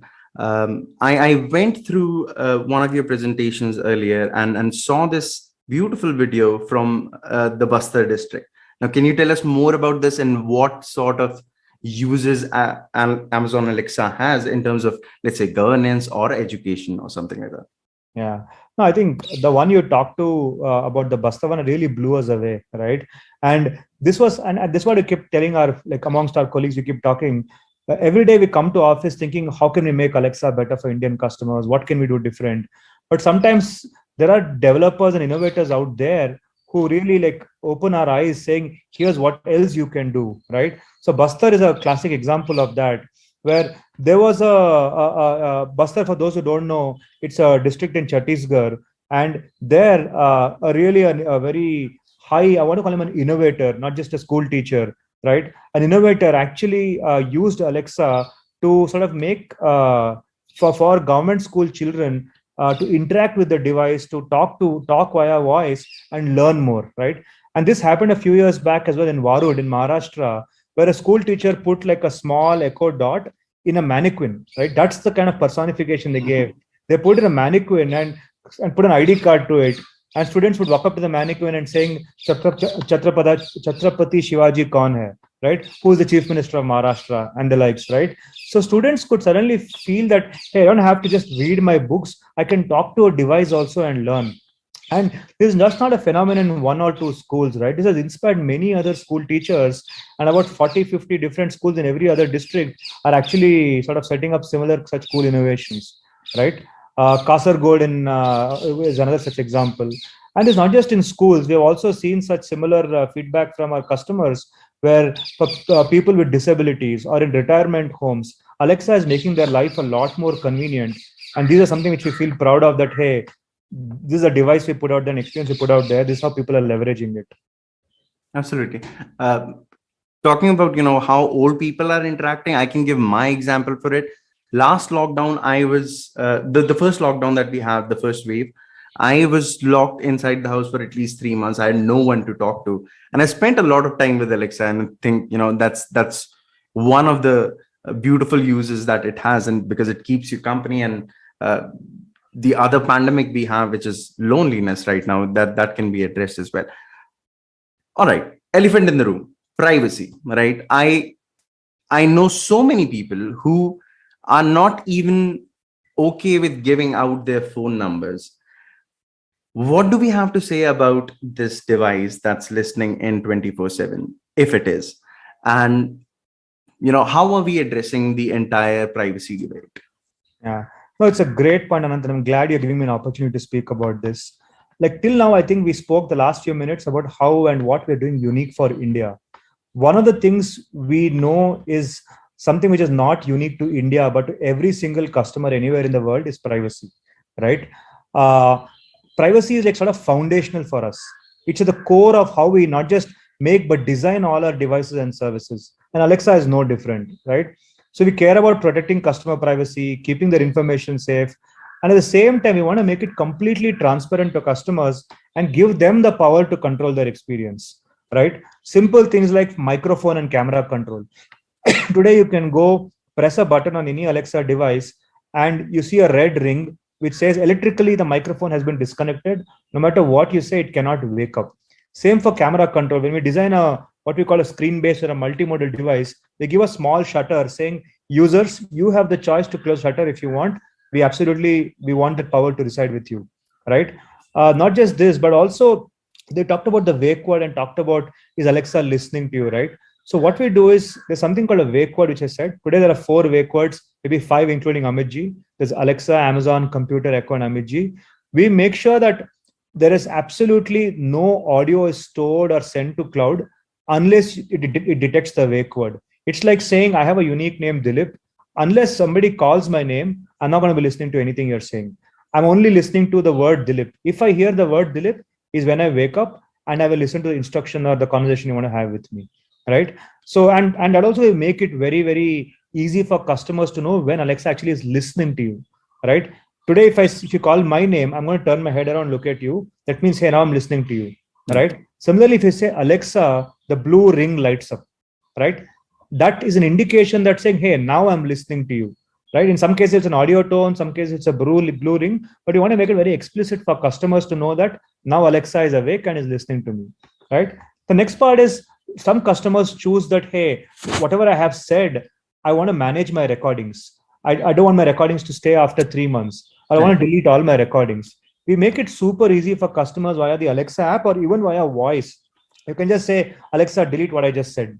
And it will delete all your recordings by date range, one by one, however you want it, right? In fact, we have an entire privacy feature called Privacy Hub in our app where you can go and set all these settings saying, what should I store? What should I not store? All of those things, right? So we want to give the entire control back to customers because we know privacy is super important for everybody, no matter where you are.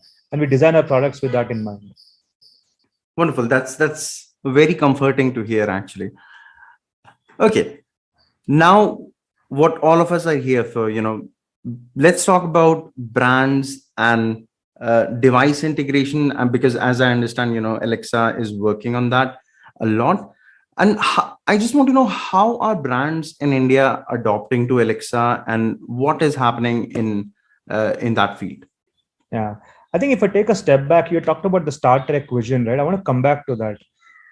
Like our vision is almost like no matter where customers are and no matter what they want to do, they should be able to do it on Alexa or via voice, right? We saw the Star Trek videos in the past. Captain James T. Kirk is walking to the Starship Enterprise and saying, computer, turn the speed up to XYZ, or computer, chart a course to XYZ. And not just doing it from the main cockpit, but also he's able to walk through the Starship Enterprise and do that, right? So that wherever you are and whatever you want to do, those are the 2 parts of our vision, right? And why I'm saying this with regards to brands is we know we can't realize this vision alone, right? We know that we will going to take the support of brands, device manufacturers, developers, innovators to actually build those experiences for us, right? So what we do is on 2 elements. One part is on what can Alexa do. While we try and build like cricket scores or Bollywood news and the likes, we've actually opened out the experience for developers to build. It's called the Alexa Skills Kit. And today I can say 30,000 different skills. Skills are nothing but voice apps. Right. So about 30,000 different skills or voice apps actually have been built by developers for Indian customers, right? And these are not just big brands like a Ola or like a Savan who have built like a skill, but these are even like individual developers who felt like, hey, I have a cool idea for voice. Why don't you build it for Alexa, right? So we spend a lot of time educating such developers, encouraging them and evangelizing the way you could build for voice, right? So take some examples, right? We partnered with Editor G for trending news, with say Audible Suno, which is an Amazon brand for like audio stories, Macmillan for education use cases, MapMyIndia for location-based services. So these are all still the bigger names, but the real cool things come from the lot of developers who have ideas which we may not know about, right? So there are individual developers, somebody who's built a song quiz, somebody who's built like let's say an astrology skill, right? And I think that's the real power of democratizing such a platform, right? So we have got use cases from astrology, devotion, entertainment, food and recipes. We even got like kids brands like Amar Chitrakatha, Chota Bheem on board, and they have built experience for Alexa customers. but that's on what kind of experiences can customers get from brands. So if you're a brand out there and want to build a nice voice experiences, we absolutely have the platform and the support for you to do that, right? The second part of a vision is no matter where the customer is. So you don't necessarily need to have an echo speaker. You could have a mobile phone, a laptop, a headphone, a smartwatch, and you still want to make possible that you can access Alexa or voice through that. So we worked with a lot of device manufacturers to integrate Alexa into their devices. Just like 3-4 months back, we launched with Boat and Noise and a couple of other brands. We launched smartwatches with Alexa integrated in it. You could click the button on your smartwatch and ask what's the time or how many steps have I walked today. Similarly, we've got like Alexa in TVs, in other speakers, then in laptops, right? So the kind of endpoints customers can access Alexa is 100 plus in India alone, right? And this is not just about Alexa integrated in devices, but Alexa, the devices which can be controlled by Alexa. Today, you could have an air conditioner and you don't want to get up and find the remote and then press a few buttons to turn the temperature down. You can just say, Alexa, make it 25 degrees Celsius, and it should work, right? So we work with a lot of smart home manufacturers, like in light bulbs, plugs, air conditioners, air purifiers, to make them all voice compatible. That way, just to throw a number out there, every day on an average, we see around 8.5 lakh such requests only for smart home controls, right? Wow. So that's the number of volume which people use Alexa for smart home devices. And the latest addition to our Alexa family is the new Mahindra XUV 700. We have seen how crazy the bookings have been and how much it's in demand. So that's the first automobile manufacturer in India that actually integrated Alexa in the car. So you could be driving and say, Alexa, play this radio station, or Alexa, turn up the AC, and it'll absolutely do that. Right. Dilip, before we wrap up, I have a very open-ended question for you, and which is, where do you see voice in India? What is the future of voice in India? We've talked about, the local languages and the non-native Hindi, English languages, but what about voice in India? How do you see the future? Yeah, I think voice is going to be like a big part of the future, right? And we honestly believe it will fundamentally improve the way people interact with technology. And if you go back to how we all came about interacting with technology, right? When we got a first mobile phone, a first laptop, we had to learn how to use it. We had to learn, okay, what does a scroll mean? Even today, if I buy my dad a new phone, I have to teach him how to use that phone. It's not intuitive. Over time, obviously, he picks it up. It's easy for him, right? But with voice, we believe it is the other way around. We are building technology which can adapt to the way people normally behave, right? And make it supernatural. So that's why I believe voice is super intuitive and it's here to stay. It's here to make the complex into very simple. It's the most natural and convenient user interface, if you call it, right? And with Echo, we sort of wanted to create an example saying, here's what all you can do. And like I said, just a few minutes before, we want to inspire other device manufacturers, developers, saying, here's what we can do. Here's the platform. Go ahead and let's make magic happen, right? And we honestly believe with voice, we can have a deep societal impact, and it'll help human beings learn new skills. We can't even imagine what those skills are today, but with voice, we know it's possible, right? Like you said, you were in lockdown for 3 months and how much Alexa sort of came to your rescue. We can't imagine some of the things in the future that what voice can enable us to do, right? I think we have only scratched the surface. More and more customers that get comfortable talking to Alexa, like today on a Fire TV, people like more than typing on the Fire TV, they just press the mic button and ask for like play this movie from say Prime Video, Absolutely. right? So we want customers to get used to that, and we will keep adding features. We will keep listening to what their feedback is. We will keep it making better and better for them. I think voice interactions overall lower the barrier for customers to engage with technology, if anything, right? Absolutely. And as always, like in Amazon, we say it's still day one, and we will only keep making it better. Brilliant. Thank you so much for being with us, Dilip. It was a fascinating conversation. We learned a lot about Alexa and your plans in India. Ladies and gentlemen, that was Dilip Aris, Country Manager for Alexa Skills and Voice Services, Amazon India. Thank you for being with us. Thank you, Dilip. And thank you, Dilip. Yeah, thank you. It's been a pleasure, Anand. Thanks so much. Thank you so much, Dilip and Anand. And with this, we come to end of today's session. Thank you for being a loyal audience. We will come back tomorrow with an equally interesting lineup of speakers. It was all about if today was all about screenplay, the age of screens. Tomorrow we will explore creating a digital league. Let me share with you agenda for tomorrow. Customer centric vision.